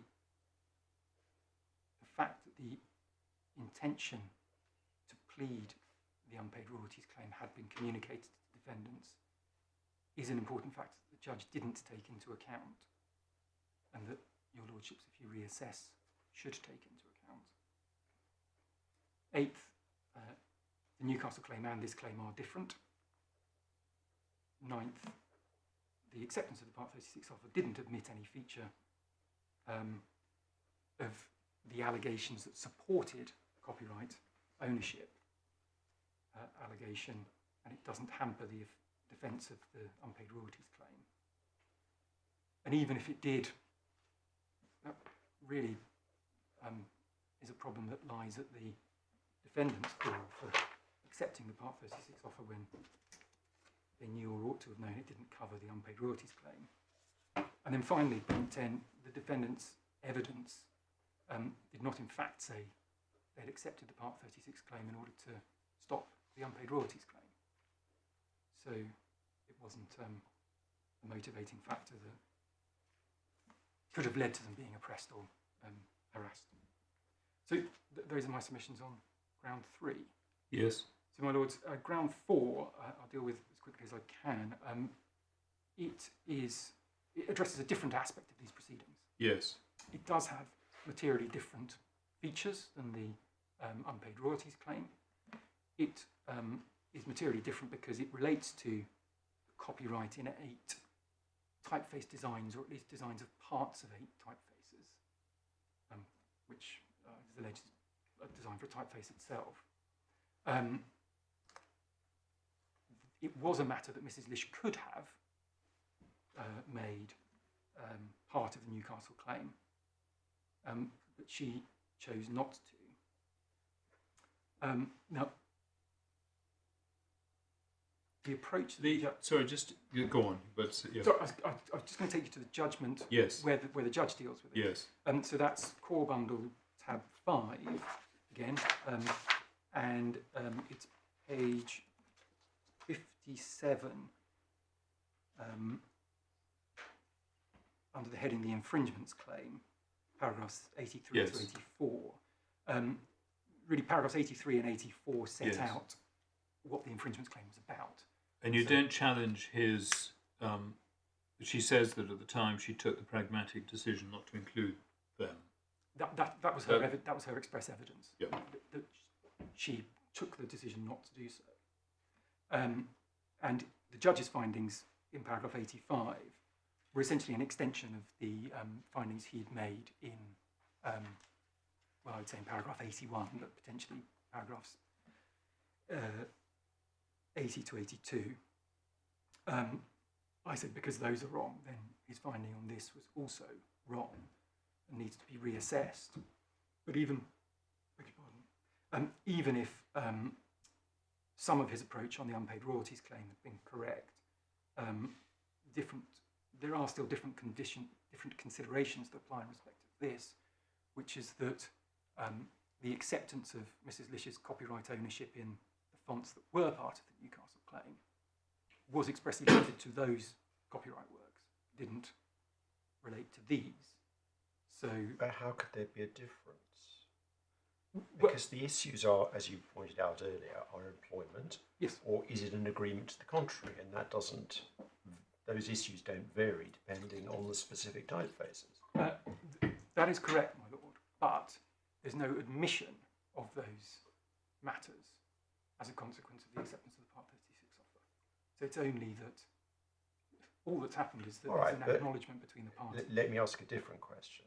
If I bring a claim against a defendant for infringing 10 of my copyrights, and I decide, knowing that I have a potential claim for 5 more, not to include them, and the defendant then settles with my claim, is it right that I should then be able to sue the defendant all over again for the 5 more that I could have included in the first claim? Well, my lord, it's all going to depend upon the circumstances, which is perhaps an unhelpful answer, but it necessarily will. It's going to depend upon the level of commonality between the issues that are involved, and commercial factors, perhaps how valuable or how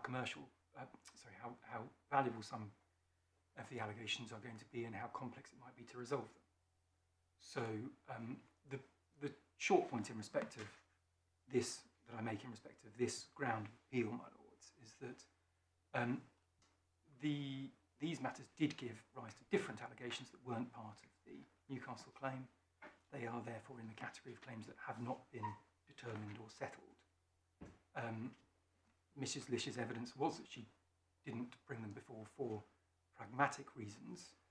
Her pragmatic reasons were that her contribution to the various typefaces wasn't the entirety of the type, so she only designed the Cyrillic extensions.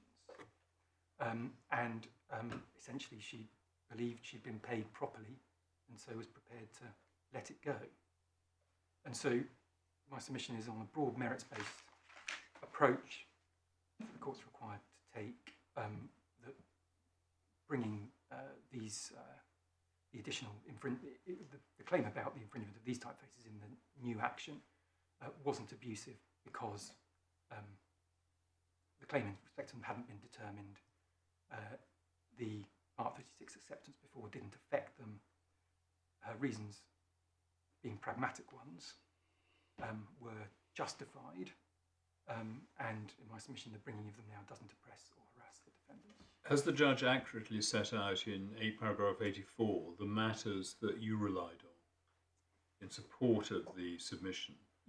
That although Mrs. Lish made the pragmatic decision not to include them, those factors meant that it would not be abusive to allow her to continue with the infringement claims. Yeah, he does, my lord, yes. That's the extent of it. Certainly the material extent of it, if there were okay. more submissions, not ones I repeat before you today. And as I understand it, your submission is that because the judge took into account in error the matters that are taken into account in respect of the unpaid royalties claim, that this is infected, so to speak, by that. Yes, my lord, yes. And so, but if we took that decision, you would not. If we agreed with you about that, you would invite us to reassess. To reassess. So, my lords, unless I can assist you further. Do you have anything else? No, thank you very much. Yes, Miss Bollard. Thank you, my lords.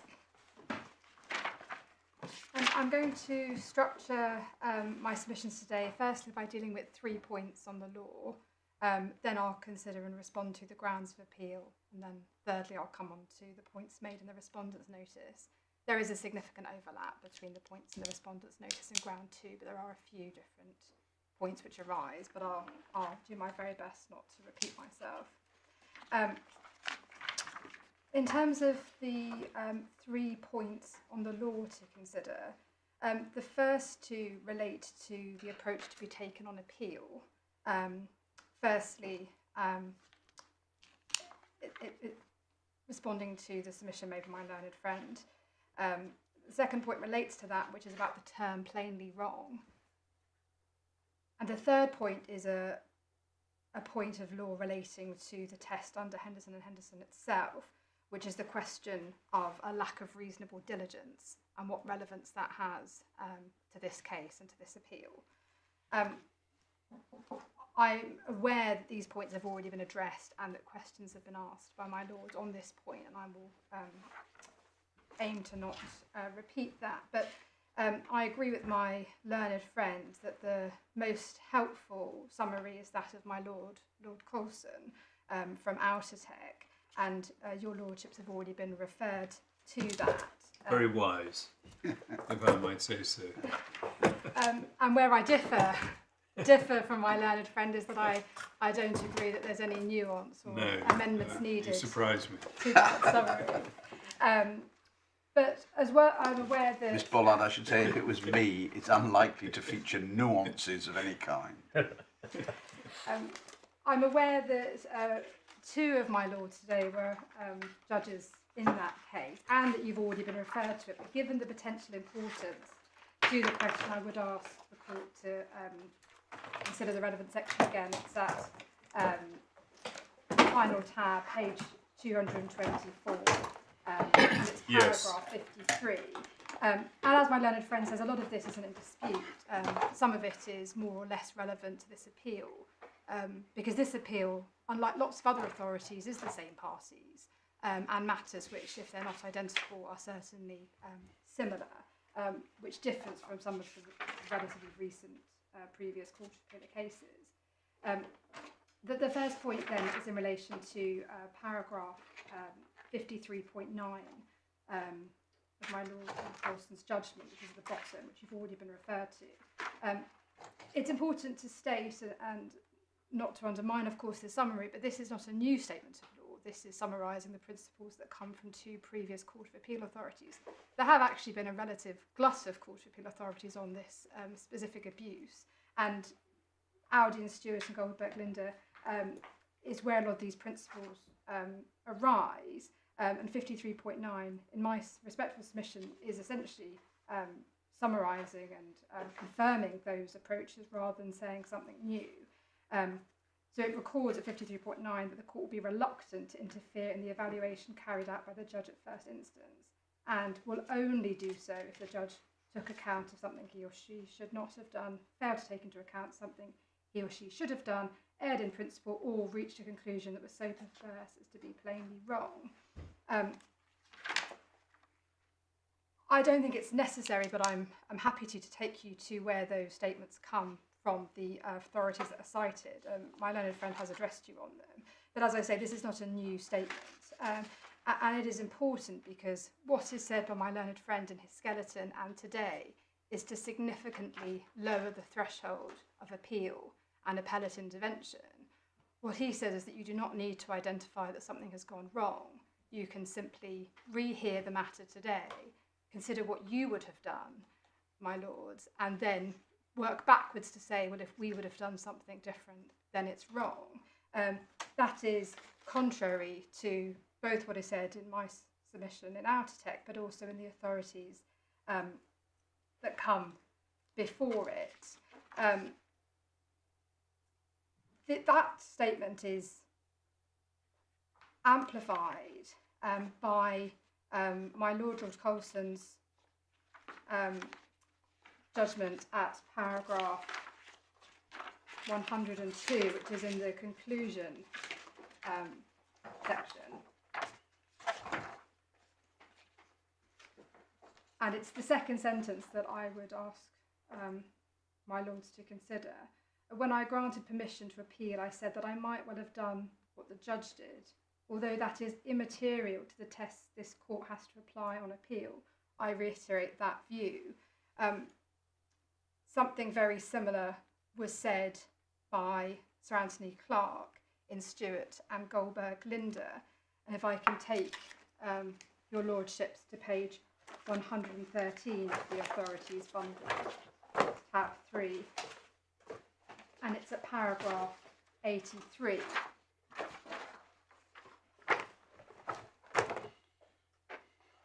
And the relevant section starts 6 lines down. Sorry, just give me the paragraph. I apologise, page 113 of the Page 113, thank you. authorities bundle.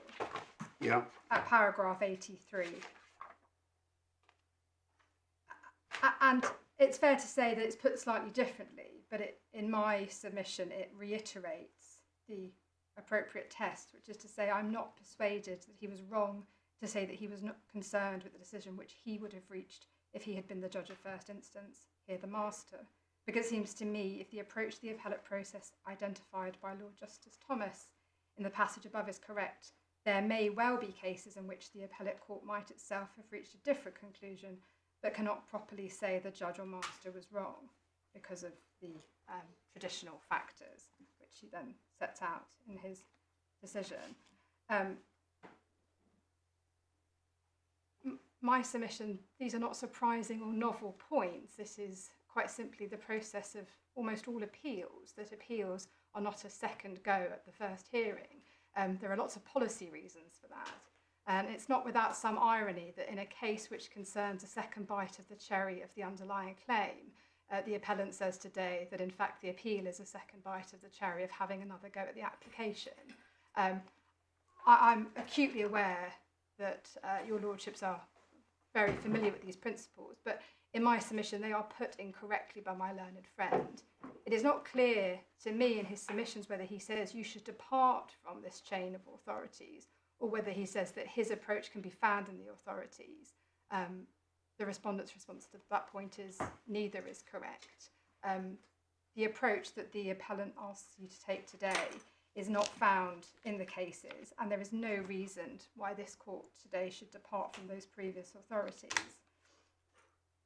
A linked point to this relates to the question of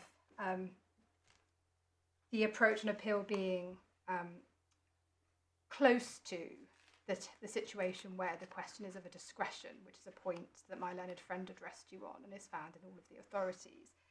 The section that your lordships will refer to as paragraph 53.6 of my Lord Coulson's judgment in outer text, but it is made in the other authorities. That's at page 224 in the final tab of the authorities bundle.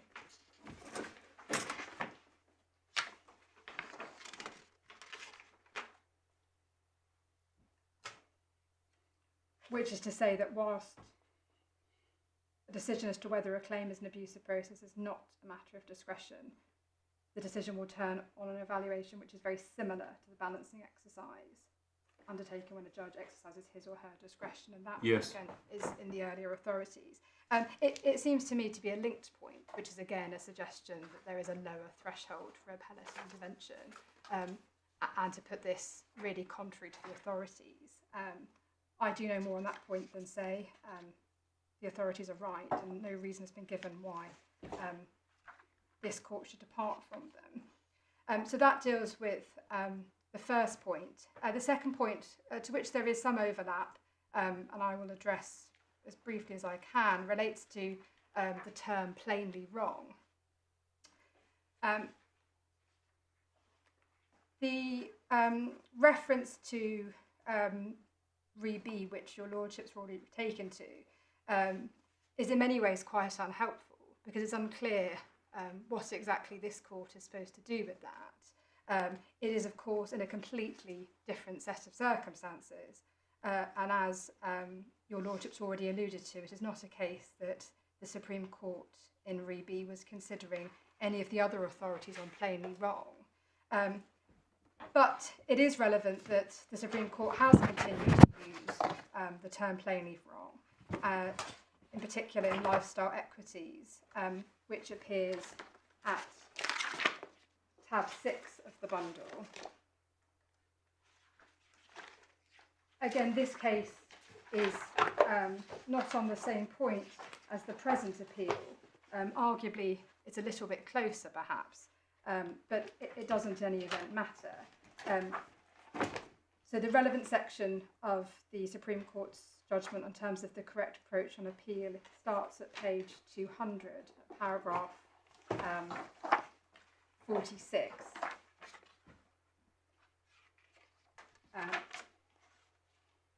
Much of this is not particularly relevant in my submission to the case today, other than what it does show, particularly at paragraph 49, is the use of and reference to plainly wrong. So a few lines into paragraph 49 on page 201. It may be possible to establish that the judge was plainly wrong, or that there has been a significant error of principle, but the circumstances in which an effective challenge may be mounted to an evaluative decision are not limited to such cases. I don't suggest that the court was, as I have already mentioned, considering question abuse. My learned friend may correct me, because I understand he was junior counsel in this case, but from the report it seems that Re B was cited to the Supreme Court.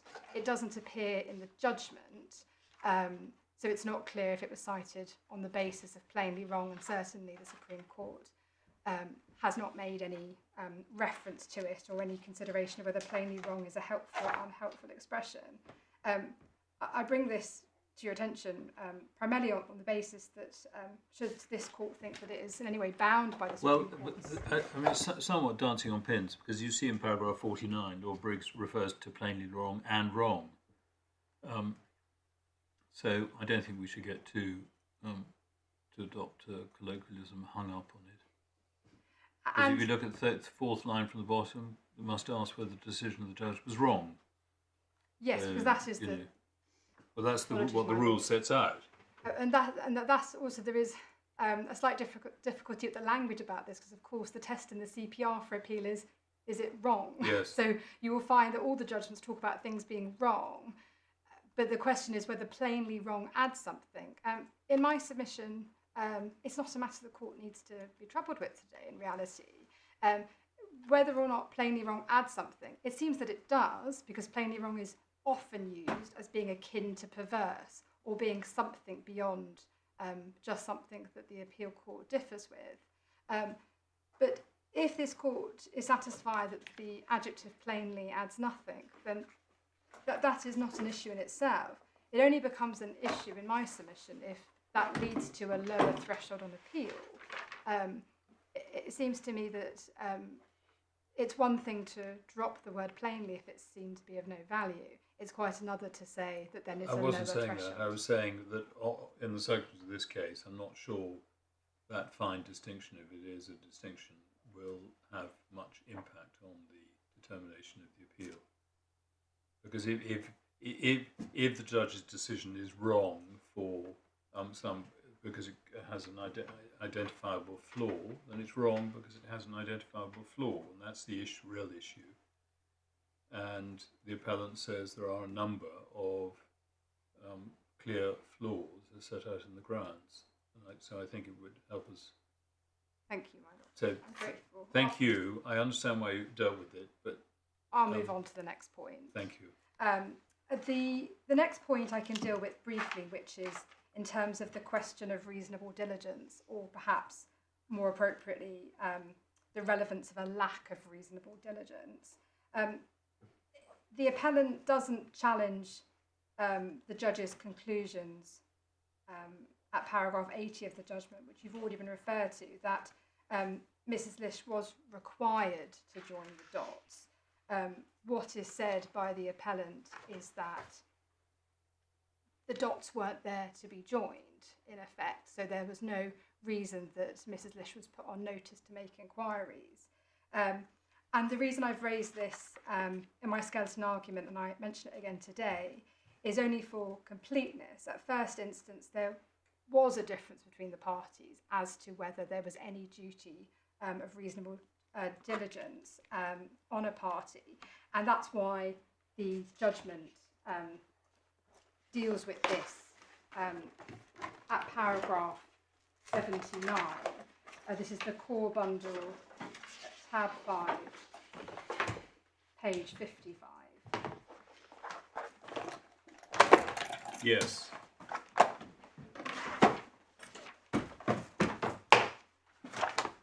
I'm aware that your lordships have already been referred to this section on more than one occasion, but the relevant section for the point that I'm referring to begins at further having been caused to wonder.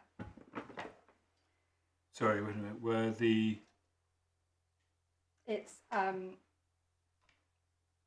about 8 lines down. Further having been caused to wonder in July 2022. Oh, yes, got it. Thank you. If I could ask your lordships just to reconsider to the extent it's necessary the rest of that paragraph, which deals with the question of a lack of reasonable diligence.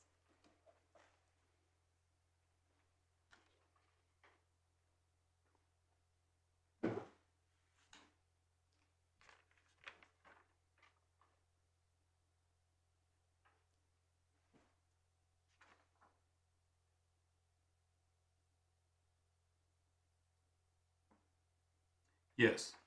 And it is from that paragraph that at paragraph 80, which you've been referred to on the next page, the judge concludes, it does seem to me that all the dots were there and a reasonable person in Mrs. Lish's position would have taken steps to join them, which in my submission is the conclusion that leads to the analysis at paragraph 79. Paragraph 79 and 80 have to be considered together. Is it your submission that that's sufficient to render a subsequent claim abusive? As part of the circumstances, yes. So the submission here is that... Well, I'm sorry to interrupt you straight away, but... And please, of course, explain your submission in your own words, but... I'm not quite understanding what the relevance of all the circumstances is, because... Let's assume there are no other circumstances. Is a failure to join the dots that a reasonable person would have joined sufficient on its own to render the claim subsequently made abusive? Yes, I think the point I should have said is not all the circumstances, but the specific facts of the case in terms of when those dots came to somebody's attention and what they could have done at that time. The reason that's relevant, I believe it's in Stuart Lindy, but Stuart and Goldberg Lindy, I can come back to it. But in one of the authorities, the key point was that it was a witness statement short, certainly before trial, in which the claimant said that they, for the first time, had realised they had further claims. And a key consideration there was that at that point the trial was about to be listed. To bring those matters up would have involved the proceedings which were listed being adjourned substantially and would have complicated matters.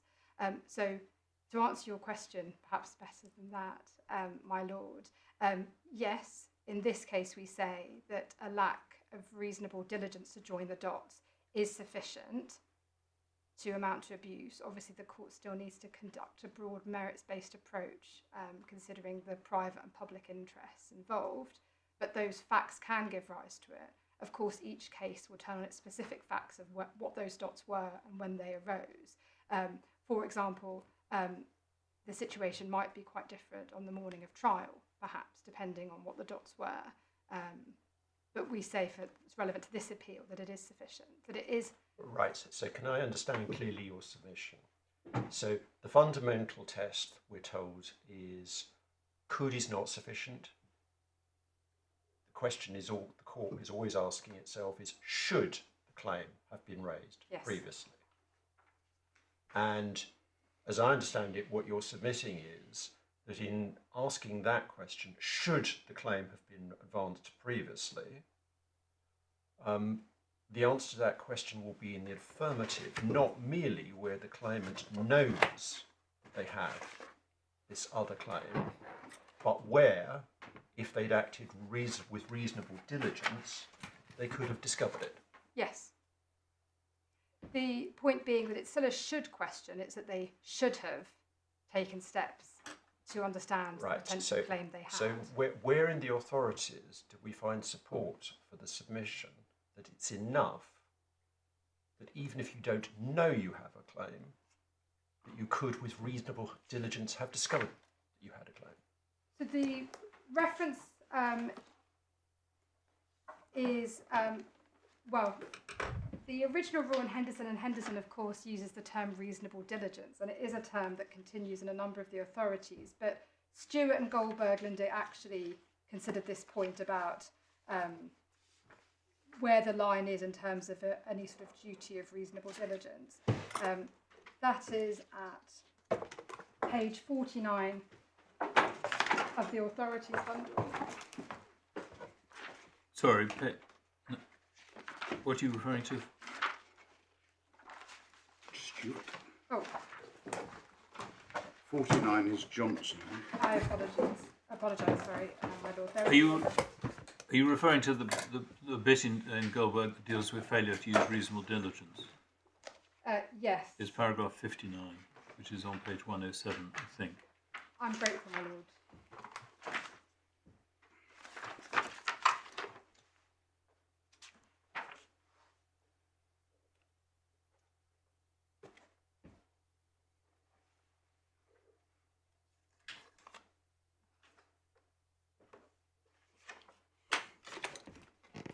So what Lord Justice Lloyd says in the second sentence of that paragraph is, it does not seem to me that there can be a general principle that a potential claimant is under a duty to exercise reasonable diligence, not yet having brought proceedings asserting a particular claim, to find out the facts relevant to whether he has or may have such a claim. Yes, the section which is referred to in the judgment, and which I also rely upon, that comes after that at around the G, about when it may be relevant.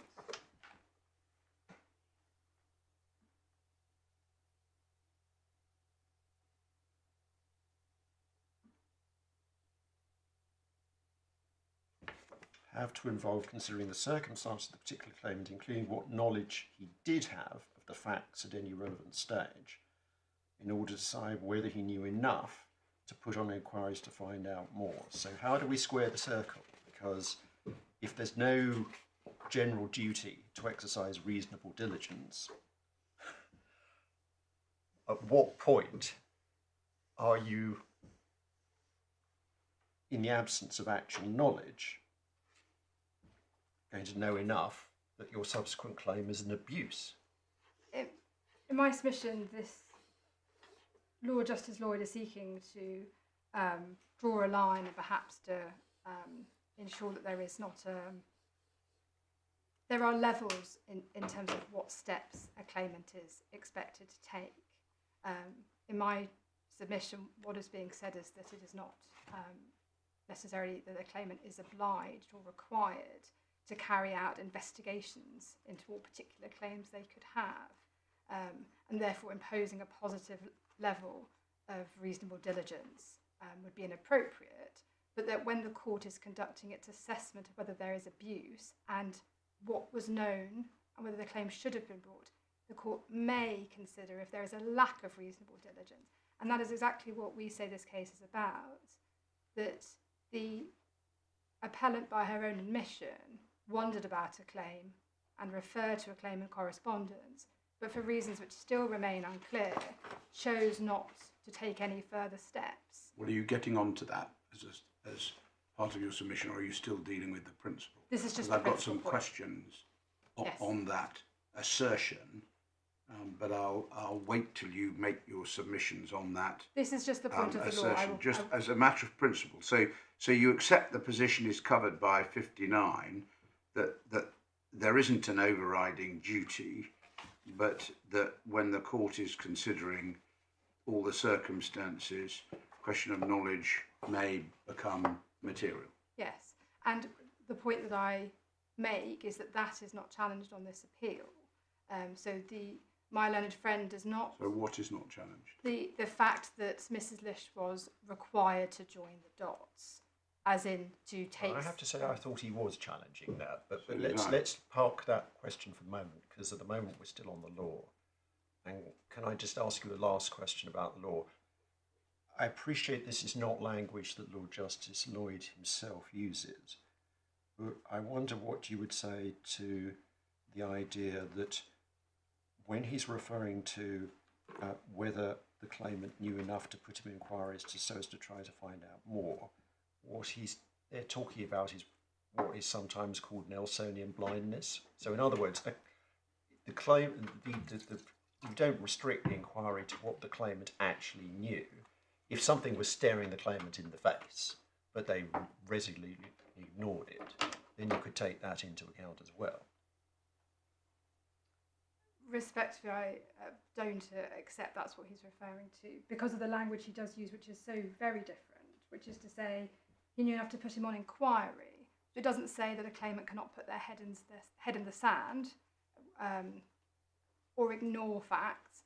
He says to be put on inquiry so as to try to find out more. That suggests the facts are not there right in front of him, but that he must take positive steps if he has enough to be on notice. So respectfully, I would say that indicates, though of course I can't say what was in Lord Justice Lloyd's mind at that time, but indicates a slightly different point, rather than ignoring things which were obvious to a claimant.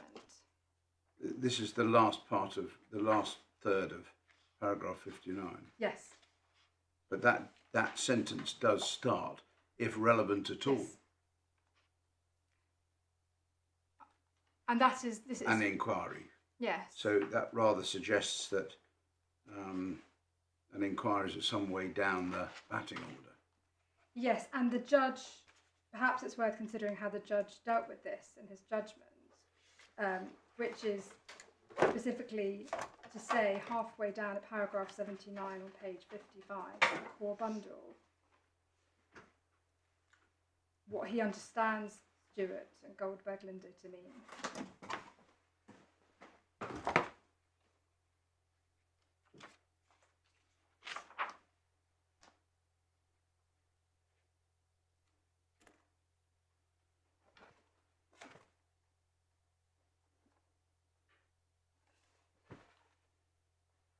I have a different question, because it's a broad merits-based Yes. judgment. I think your submission is on this, that the court might, if relevant in the section of the case, take into account the conduct of the claimant.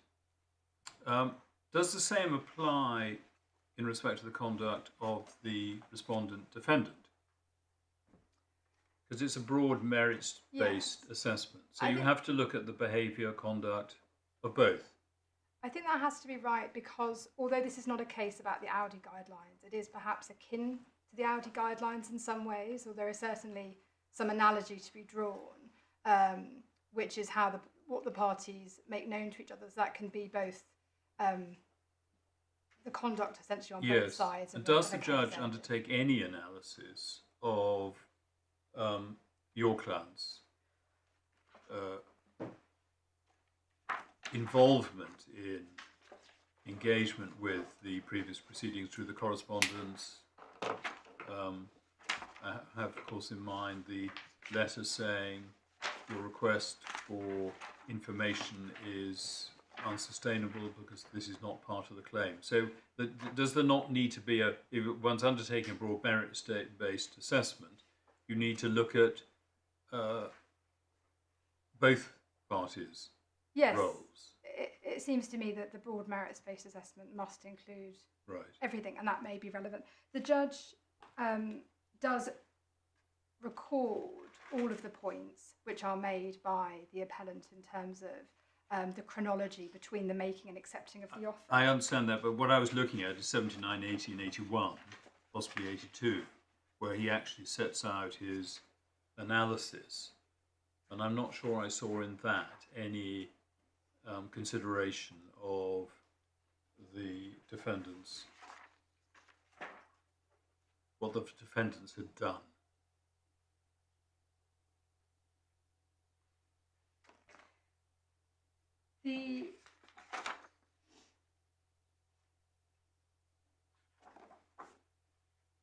Because we were taking through the correspondence earlier this morning, showing what each of the party solicitors were saying. Yes. And would you accept that what they were each saying and some analysis of that is relevant? It's my submission that the judge had to take into account the points about that correspondence. That is recorded in his judgment at paragraph 67 on page 53, and then paragraph 74 on page 54, which deals with the two letters of the 7th of June 2023 and the 9th of June 2023. It sets them out, but it doesn't go on to undertake any analysis, what could or should have happened. There's nothing in the conclusions at paragraph 79 that specifically cross-refer to those. And speaking for myself, the letter that struck me this morning was the letter of the... Sorry, I've now forgotten, having said it struck me, I've now forgotten which it was. Yes, the 7th of June 2023, when it rebuffed as I described it, the request for a full breakdown of the royalties. There's no allegation in the particular claim that any payment is due prior to September 2022, so therefore no issue arises between the parties in relation to this, in respect of that then existing claim. And right, so that's, I think, something you might need to address, certainly speaking for myself. Sorry, we're slightly taking you out of your course. That is the end of my submissions on the law in terms of the principles. Well, then should we stop there? Will that be all right? And we'll start again at 2 o'clock. How much longer? Just a matter of interest, not putting any pressure on you. Do you think you might be? No more than an hour. Thank you.